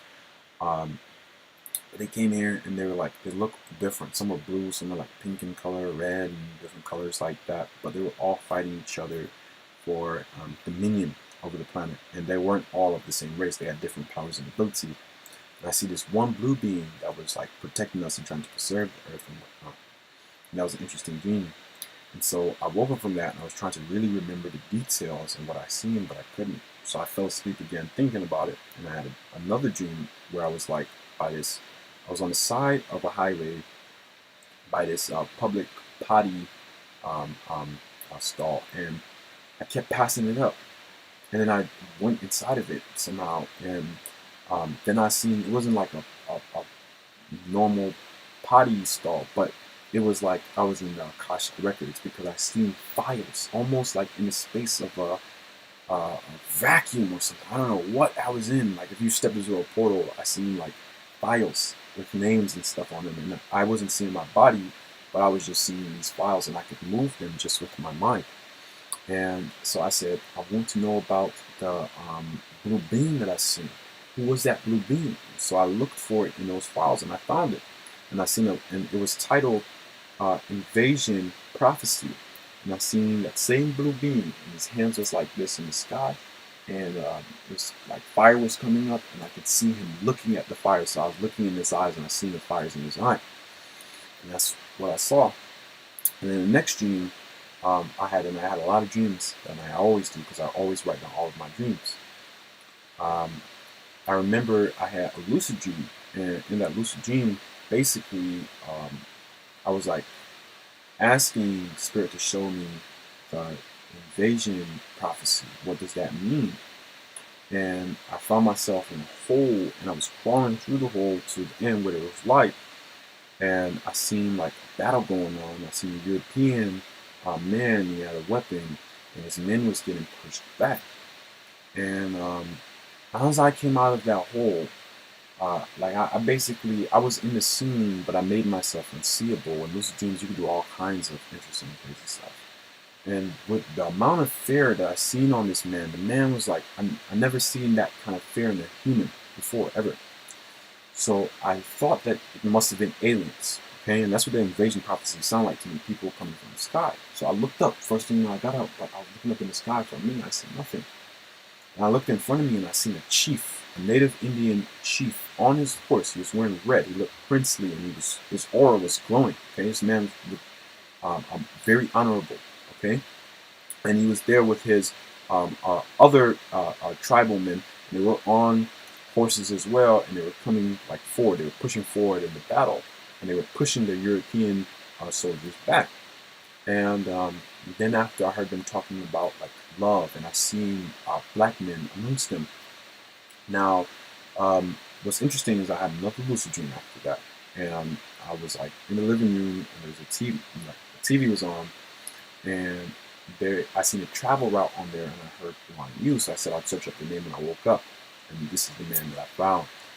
Okay, so we're going to talk about Guan Yu and what he looked like, and then Ying Pan Man, which he's not Chinese, but he was found in China, the Tarim Basin. So I still added it in the slide of giants in China. Okay, so now let's look at what Guan Yu was said to have looked like. Let's go to his physical appearance. Let's make sure everything is cool, by the way. I'm gonna lie, make sure you guys have seen everything. All right, cool. So let's go to physical appearance. All right, right here, physical appearance. No explicit descriptions of Guan Yu's physical appearance exist in historical records. However, the Song Guzi recorded that Suge Liang once referred to Guan Yu as having a peerless beard. So Guan Yu basically is from the Han Dynasty in ancient China, okay, in old China. This is about like 700 AD, I believe, or so. And I'm not exactly sure. It could be like around 100 AD. Yeah, I think it's about 100 AD or so. Not sure. But anyway, from the Han Dynasty, and the Han Dynasty was fighting with two other dynasties that were trying to get control of China. Okay, and so you'll see that as I go on. Traditionally, Guan Yu is portrayed as a red-faced warrior with a long, lush beard. The idea of his red face may have been derived from a description of him in chapter 1 of the 14th century historical novel, Romance of the Three Kingdoms, where the following passages appears. Sunday took a look at the men who stood at a height of 9 chi. 1 chi is a little bit over a feet. We have it here. See? It's over a little bit over a feet in our measurements. So he would have been over 9 feet compared to, according to the source. And had a 2 chi long beard. His face was the color of a dark zao, with lips that were red and plump. His eyes were like those of a crimson phoenix, and his eyebrows resembled reclining silkworms. He had a dignified air and looked quite majestic. Sounds like how I described that priestly chief, Native Indian priestly chief that I seen in my dream, interestingly enough. But they say he, I was going to say, oh no, I wanted to say that the way that they describe him, he also sounds like a black man. And look, I'm not what they call Afrocentrist, okay? I just like to reclaim history that was told a bit differently and is connected to my ancestors, okay? And from how they describe him, he sounds like a black man, okay? Not saying that he is, it's just what it sounds like to me. We're all allowed to have opinions. So moving forward, let's see. That is Guan Yu. So now we're moving forward onto Ying Pan Man. So Ying Pan Man was a mummy that they found in the Tarim Basin. His background, his like ancestry is connected to the Indo-Europeans as far as we know. Okay, and there are multiple mummies found. They said that these mummies were tall. It actually connects to the myths that we were reading earlier in the Americas of these like tall white giants. Okay, in the Americas that were there before the Indians, I believe. And there were Indo-Europeans. And as you can see, they said that the height of this mummy was 1.9 meters in height, the tallest of the mummies found there. And multiple sources said that he was over 6 feet tall. Okay, 6'6", over 6 feet tall. As we know, that 1.9 meters amounts to that. Okay, so let us move forward. But first, let's go back to the slide. We're going to talk about a race of giants that exists today, and that's in Africa, and they're the Dinka tribe, okay, what they call the Dinka tribe, or Sudanese people, okay. These people are really, really tall when you see them. So let's look at, let's read a little bit about them, and look at their height. Okay.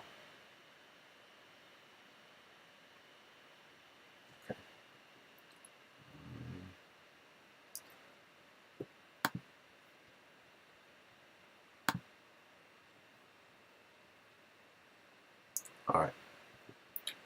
The Dinka people of South Sudan are known all over the world for their height. Their homeland is sometimes referred to as the land of giants, understandably so, as on average their men stand almost 6 feet and women are not lagging much behind either. So the average height of men today is about like 5'5" or 5'6", okay? And these people are nearing 6 feet, so around like probably like 5'9", 5'11". That's still reasonably tall, but not really giant-like. But there are a lot of them who are just extremely tall, which you guys will see in a minute. Okay. The Dinka, also called Jing, is that sounds like a Chinese name, interestingly enough, is a Neolithic ethnic group of around 4.5 million people who live in the savanna country surrounding the central swamps of the Nile Basin, primarily in South Sudan, with a sizable diaspora population abroad. The Dinka are known for their staggering height. Together with the Tutsi of Rwanda, they are believed to be the tallest people in Africa and possibly the entire world. Okay. Now look at 3 of these women standing next to this man, was probably a little bit over the average height of man today. Okay, or at least he seems so to me. But these women are definitely about 6 feet tall, or probably a bit taller than that. According to the study conducted in 1953 to 1954, the average height of Dinka men was around 1.8 centimeters, 6 feet. Today, however, the stature of Dinka Males appears to be lower, possibly as a consequence of undernutrition and conflicts. Another survey of Dinka men conducted in refugee camps in Ethiopia in 1995 found a mean height of 1.7 meters, 5 feet, 9.4 inches. Okay, so they're about 5'9". That said, other studies of comparative historical height data and nutrition place the Dinka as the world's tallest. So basically, the average height for the Dinka people has varied, and this could be because of a multitude of factors, but going back, they could have been much taller, as we see. So we don't even know what is the tallest amongst them. Okay, but you can see two Dinka men here and how tall they are. Okay, compared to this woman who's probably fairly tall herself. All right, and they get taller than that. Okay. As you can see, this woman, she's like really tall, and this man probably somewhere close to 6 feet himself. Understand? And there's more pictures. You can see just averagely, this is not even supposed to be possible, okay? Because the statistics of 7 feet tall people is supposed to be 1 in 146,000 people. Okay, we're not supposed to be able to find tall people that tall so consistently amongst a tribe, okay? Because we don't see that nowhere else in the world. But they're just extremely tall. Scientists say it's because of the climate that they live in. You know, that the jaguars and cheetahs there, they have long limbs too, so their body adapt because of all the sweat or whatever it may be. But I don't know. I say see and think for yourself, okay? But yeah, they're really extremely tall. Let's see. See if everything cool. Everything look cool. Alright. Moving forward.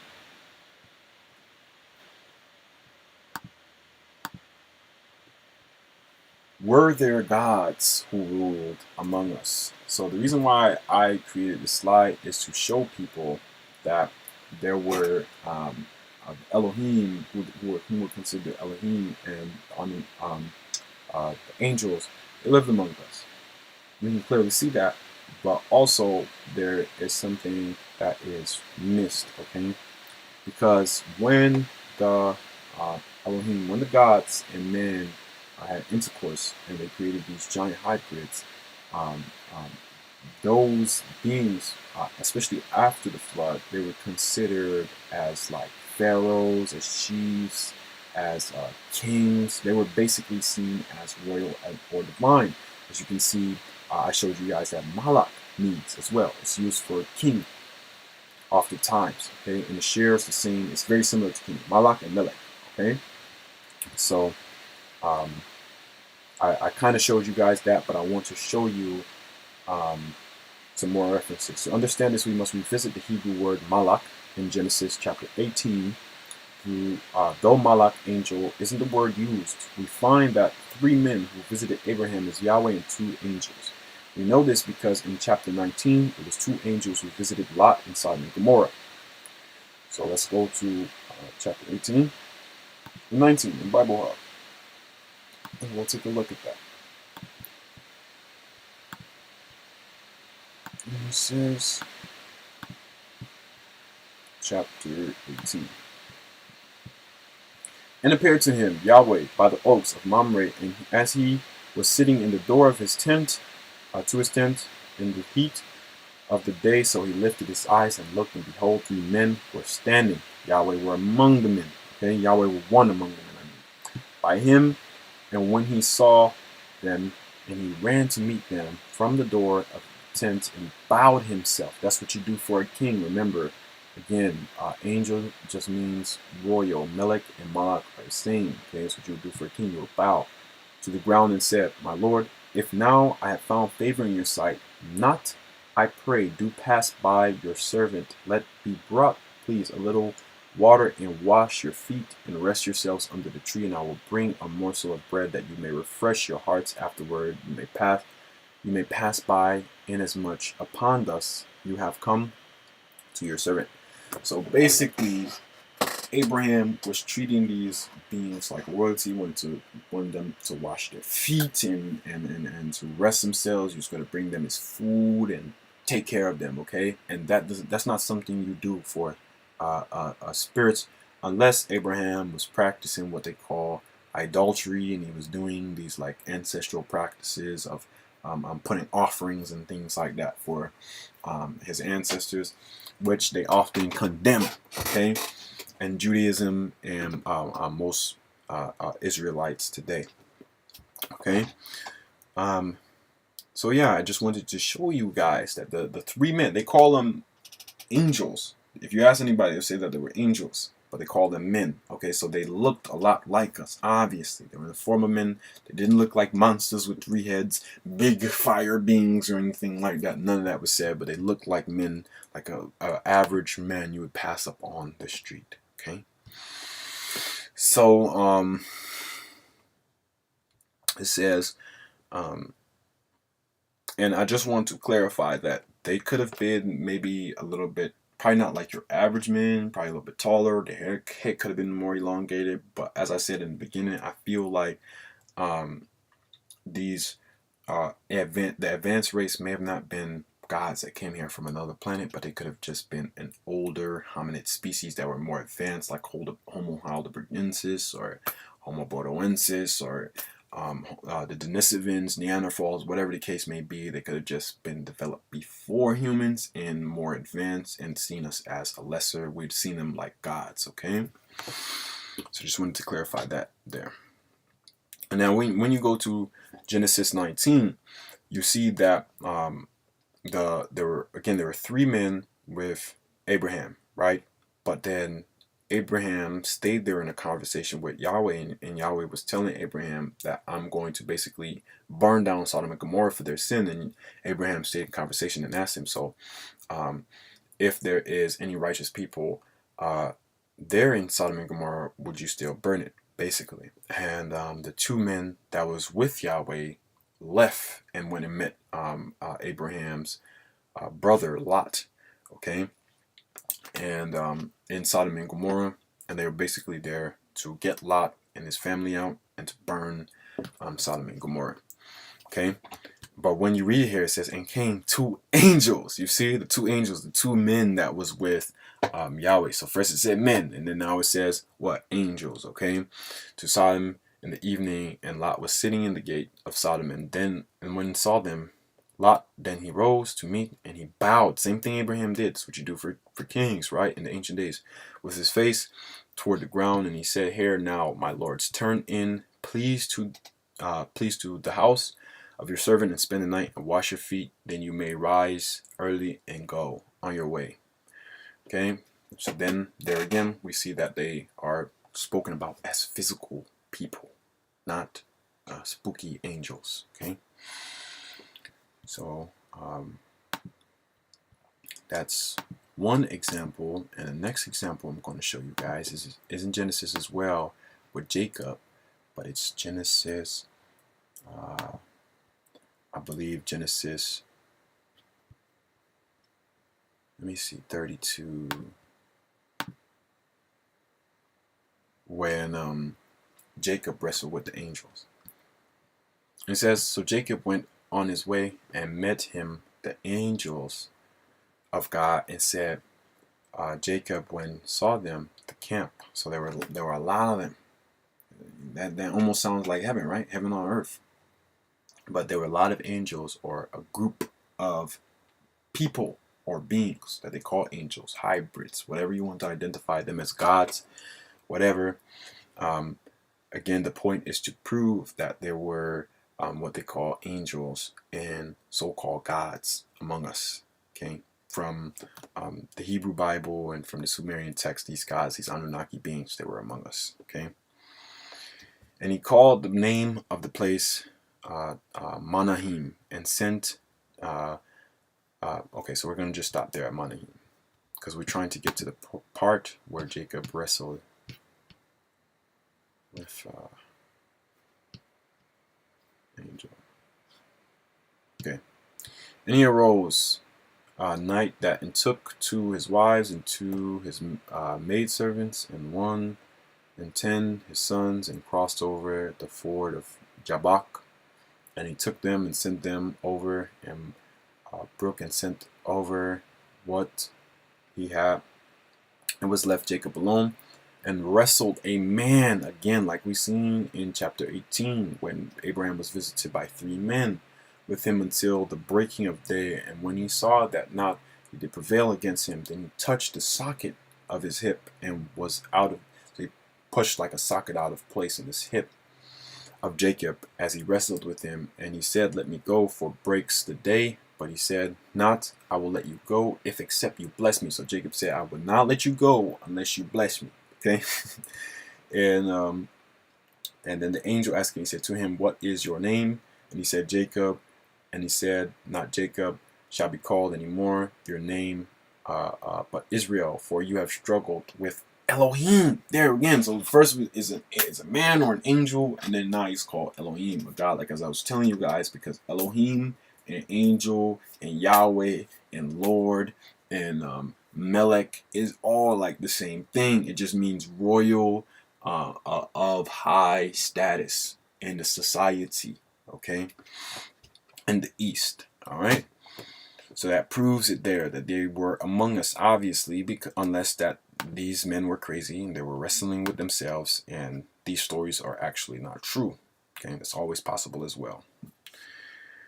This therefore proves that the God and angel of the Bible were not just spiritual entities, but an actual race of beings like ourselves. Okay, and I don't really think that there's anything that you guys can show me to prove otherwise. All right, because we clearly done read it for ourselves what they meant.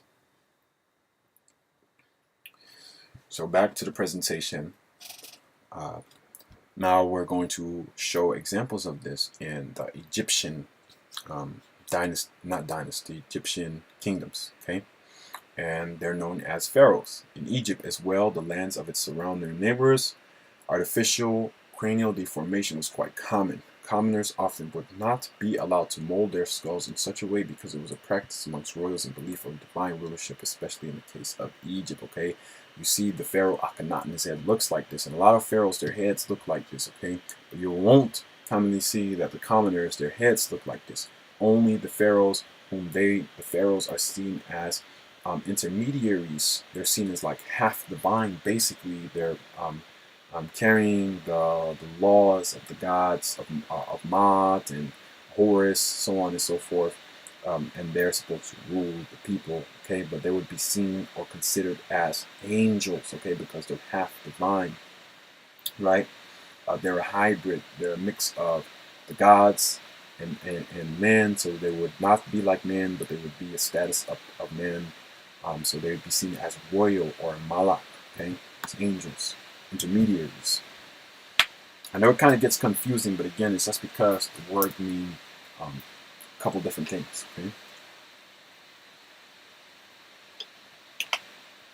So moving on to the Peruvian skulls. Skulls like these of the high priest chief in South America are found all along the royal road of Viracocha. So for those of you who don't know Viracocha is the Inca god, and basically his story, his mythology is just like that of Yahweh. He created the first man, and he didn't like them. They were like they weren't to his liking, so he washed them away with a flood and said, and yeah, basically built things and whatnot, taught man, created man again or something, and taught man arts and whatnot, and then left and said one day he would return. Okay, so story, if you connect the dots, are a lot like the Hebrew story of Yahweh in Genesis. Okay, and these are actual skeletons found in museums in Peru, okay, of the Paracas culture. Now, some of these skulls have not been genetically tested yet, okay, because you cannot genetically test them the same way we would do for ourselves, okay, because this is ancient DNA. It doesn't really work the same, okay, and so some of them have not been tested to come back as human DNA or another species or whatnot. So This could be artificial cranial deformation, but sometimes they're often like things that are don't quite add up. Like the volume of the skull, how can they be so large, right? Than some other common ones, like maybe some smaller ones like these, and also sometimes babies are even born like in the womb. They're dying in their mother's womb, or they'll just come out very, very, very small before any like cranial deformation in their heads are elongated. So don't quite know yet. That's still a study, at least for myself. I think there's still more to look into it. And so I want to read something for you guys really fast there.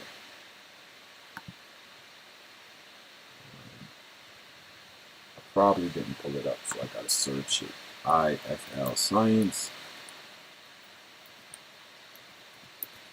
Elongated skulls. Right here. So this is from a science journal. Okay? They're talking about the elongated skulls of the Caracas culture. So the artificial skull elongation has been practiced by a strangely high number of cultures, in particularly every corner of the world, from Western Europe and Americas to Far East and Africa. Okay, notice that.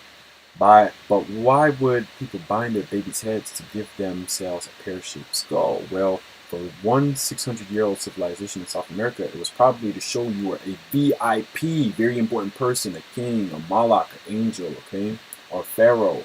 A new study published in the journal Current Anthropology has taken to look at elongated skulls of the Calagua people who lived in Colca Valley in southeastern Peru around 1100 to 1450 CE. Through measuring carbon and nitrogen isotope analysis of the bones, the researchers showed that the Calugua women with elongated, distended heads ate a more varied diet, indicating that they were perhaps more privileged. These remains of these women also appeared to have fewer signs of physical violence against them. Once again, supposed to be suggesting that they were from a higher echelon of society. Okay, so that goes to prove that they were viewed as kings. Okay, kings or angels or divine beings, possibly even called gods in some cultures. Okay. Now we move on to the next slide. Pyramid builders. Okay. Make sure everything cool though. Live. Alright, everything cool.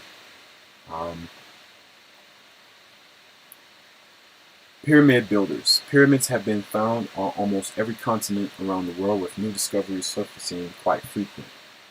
Going back to a certain time period, most ancient megalithic architecture were built to mirror certain astronomical alignments, constellations, and celestial bodies. Now, this is a fact. Okay, it has been proven that different pyramids and temples around the world, a lot of them either were built for different divine rulers, different deities, or beings here whom they consider gods, or was built to mirror certain astrological or astronomical constellations in the sky. Okay? It is noted that the divine rulers of these pyramid building civilizations often had pyramids built in their honor. This may appear to be a good reason for the massive construction of pyramids, but actual reasoning is far more complex. There's greater reason why the high priest chiefs were buried in these structures after death. Okay? And I'm going to explain it to you guys in a minute. First, I want to show you guys some pyramids from around the world. This pyramid in Egypt, very massive. A lot of the blocks that built the pyramids of Giza, they weigh about 1 to 2 tons. Okay? And they're taken from a quarry that's like 500 miles away. Okay? Now this is a pyramid from the Mayans, okay, in Mesoamerica. Now this is a pyramid in Southeast Asia on the island of Java. Okay? This is Gunung Padang, and it is supposed to be a step pyramid. This is a reconstruction of it. Okay, it doesn't look like this today, but Many alternative historians believe that this is what it was supposed to look like. Okay? So if you look at it from a far out view, you'll see that it actually resembles a step pyramid. Okay? And that there's a lot of man-made work that went on there at the actual site. This is a pyramid in the east. Okay, I believe in um, either Iran or Iraq. This is the pyramid of Ziggurat. Okay, and this is a reconstruction of it as well. Today, if you look at the actual pictures, this part of it isn't there. Okay, it's broken off. You can see it looks broken off in the actual pictures of it today, or if you go there in person. Now, this is a kind of pyramid in India, but they may have called it like temple or whatnot. But as you can see, it's built like a pyramid. It has a square base, okay, and a kind of step going up the steps, right? Shaped like a pyramid. And this is not exactly a pyramid, but this is a mound in North America. Okay? And if you look at pyramids, they're built to be like creations of natural mountains. If you look at them, okay? Supposed to mimic natural mountains. And with mounds, it's no different. Okay, would be like raised kind of mountain thing with natural material. Theirs is just a lot more round. Okay, and then in the Buddhists in Asia, they also have what they call stupas, but stupas translates to heap. It's just like a mound, because some of them look just like this. They're round just like this. They actually remind me of vimanas or flying crafts from Hindu mythology. Okay, they're called stupas, and they bury their dead in this. Now, all of the cultures tend to bury their dead in structures like this. Okay, structures like that in these civilizations. Okay. We know that the mummies were buried in pyramids, and this is for good reason. We'll talk about a little bit of that. The cross, okay, first, but to better understand it, I just want to break down some more symbology and some of their beliefs, and that will help us understand why they buried themselves in pyramids, okay? Because they believed in life after death, and because their structures were aligned with astronomical constellations, they believed that since they were gods and they were royals, that they need to return to their people, because a lot of them have mythologies of coming from different planets, okay, different star systems, as we'll discuss. The cross. The cross is another omen that can be found in all of the pyramid building civilizations which I just listed. There isn't always much context when it is found. The most consistent factor at observation of these crosses is the sun. The geometry of the cross and deeper understanding of the sun, which the ancients understood, should not be taken lightly, as they were indeed masterminds.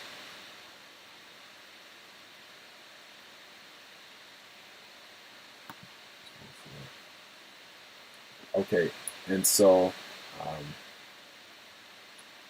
now this is just an example of crosses from different cultures.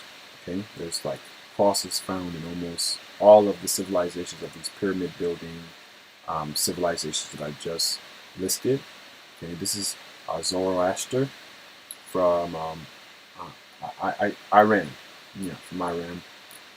This is and you can see, I know many of you probably are like, what kind of cross is that?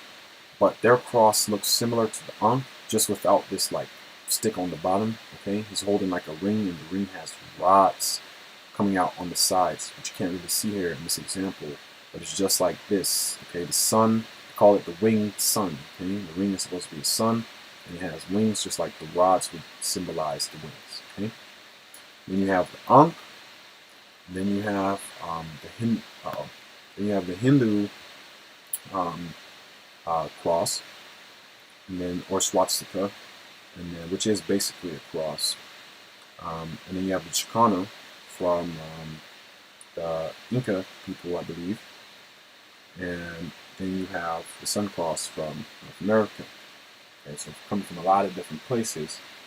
Now, interesting thing about a cross is that it has like um, this is a very simple feature that I don't think a lot of people take into consideration. If you look at it, it's basically the XYZ axis, right, separated by 90 degrees. Now, I don't know if any of you guys watch Back to the Future, but I just noticed this last night in Back to the Future. But every time the scientists, Doc and Marty, would um, uh, get into the DeLorean and they go back into the past and whatnot, you'll see them in the nine symbolically a lot throughout the movie. Okay, and this is another simple example, but 9 is the end of the number cycle. 1, 2, 3, 4, 5, 6, 7, 8, 9, and it goes to 10 back to 1. Okay, so 9 seems to symbolize a lot, and maybe I'll do another.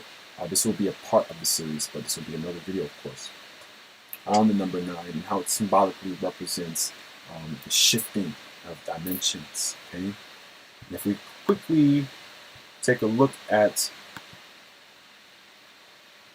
the XYZ axis, which I thought I had this pulled up, but I don't. So let's pull it up real quick. XYZ axis. Alright. Images. You'll notice that it basically looks like a cross with the exception of the Z axis, okay, which can't really be seen, but it separates dimensions. Okay, this is it's called height. The Y axis, the X axis is like side to side, so left, right, Y axis up and down. And if we only had those two axes, we'd be 2D beings, but because of the Z axis, we have a third dimension, which allows us to be 3-dimensional and not 2-dimensional. Okay? There's some more freedom, some more wiggle room there. And even in music, if you see like what they call radio waves or the frequency signals, right? If you look at the example of the 1/4 frequency signal, you'll notice that it's separated by 90 degrees, and 90 degrees again separates like a lot of different principles that rules our 3D world. Okay, so I believe that the ancients did understand that. Many may not believe so, but I do.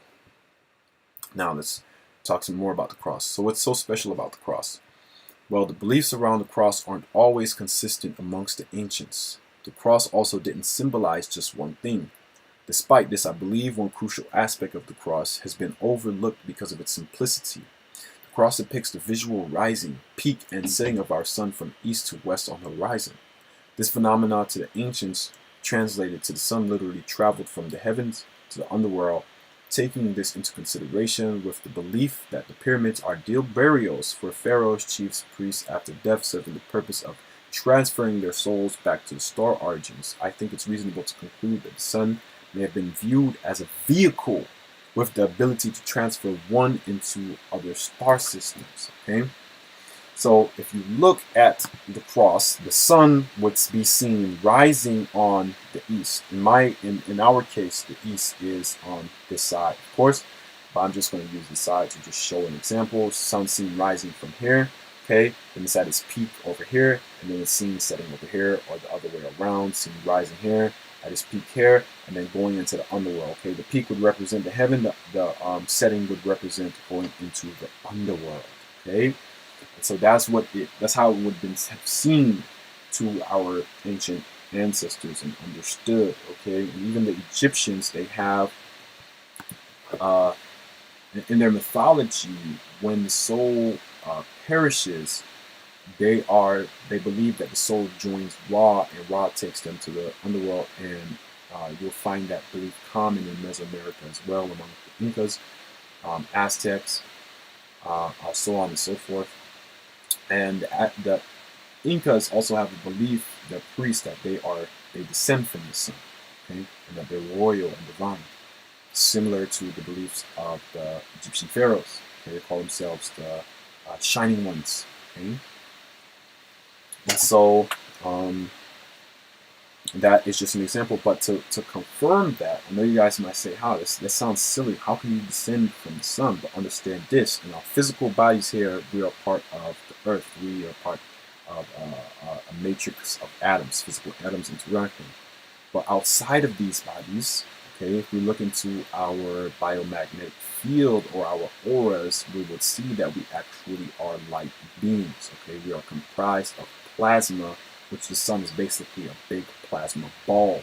Okay, so it can also be seen as like the sun, our soul ascends to the sun after this life, and the sun can send our souls to different solar systems. Okay, which the sun, which the pyramids would have been mimic these constellations of which they wanted to go to. Okay, because they believe as above, so below, and also the pyramid can have been seen almost like a spacecraft. Okay, as a kind of machine that allows the soul to align well with the sun. The sun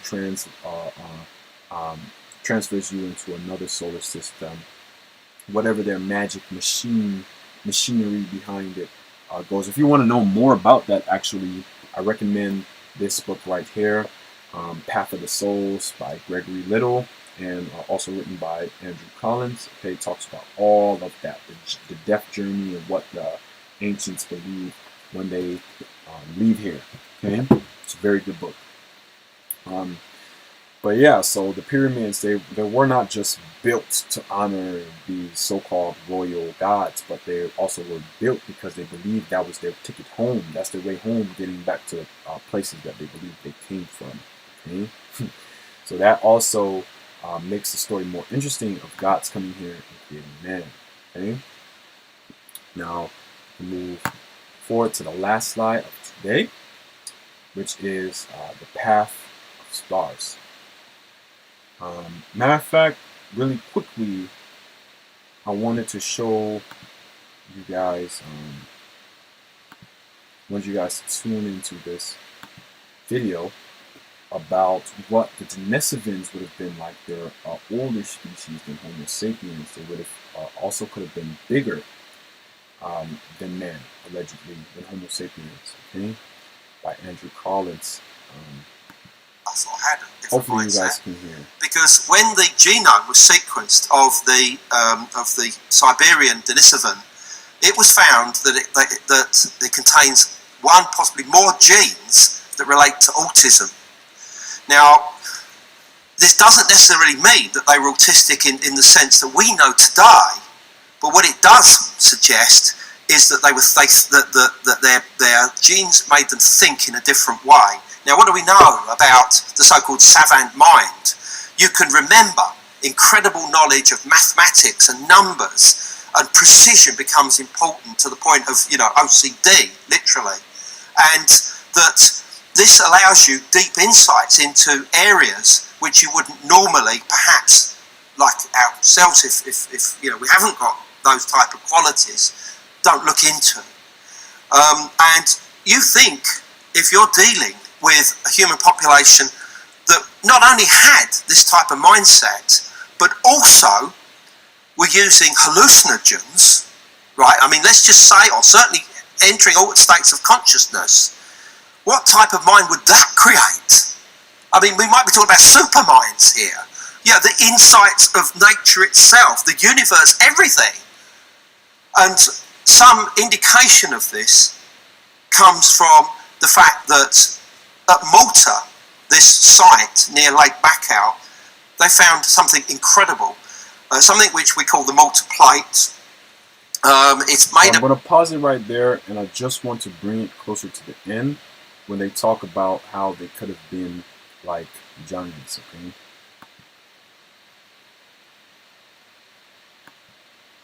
Heidelbergensis, who could have been the common ancestor of ourselves, the Neanderthals. At 29, Scott Harrison sold everything he had and moved to a hospital ship off the coast of... It's actually an amazing ad. I just want to pause that and say, if any of you guys can, you should donate to Charity Water. I am not associated with them, affiliated with them in any way, but I watched the ad and see that I like what the funder of it is doing, bringing water to places that don't have water. So just wanted to put that out there. But let's get back to it. The Denisovans, okay?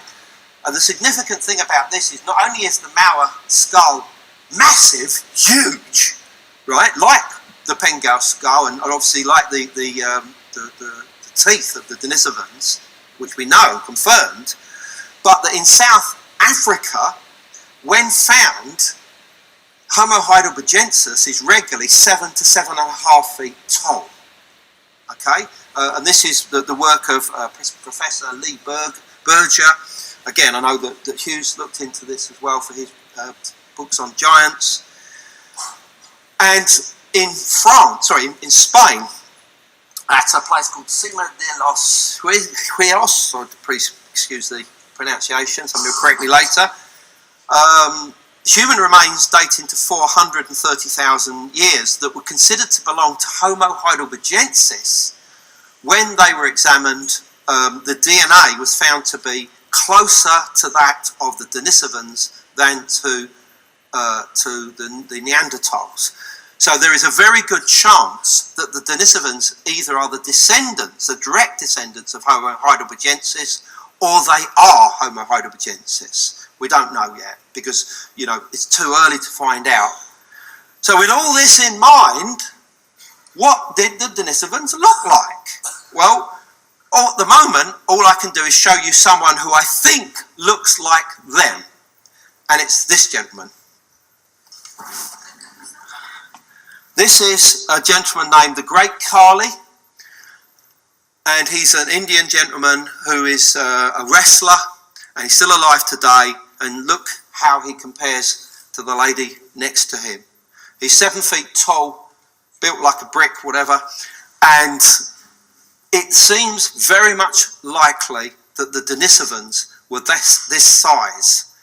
I'm not saying all of them, but certainly some of them were this size.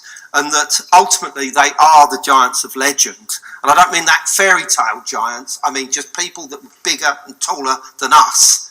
And once you start realising that, you can start covering the whole globe and looking for evidence of their presence.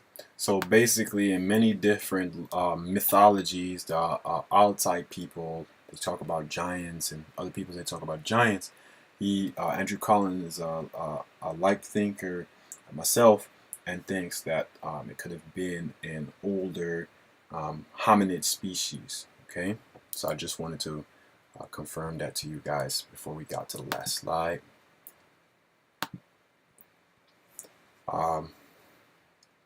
So continuing to the last slide, and shout out to those who are still tuning in. You guys are the real deep divers and soul searchers, okay, and want to know about history and truth.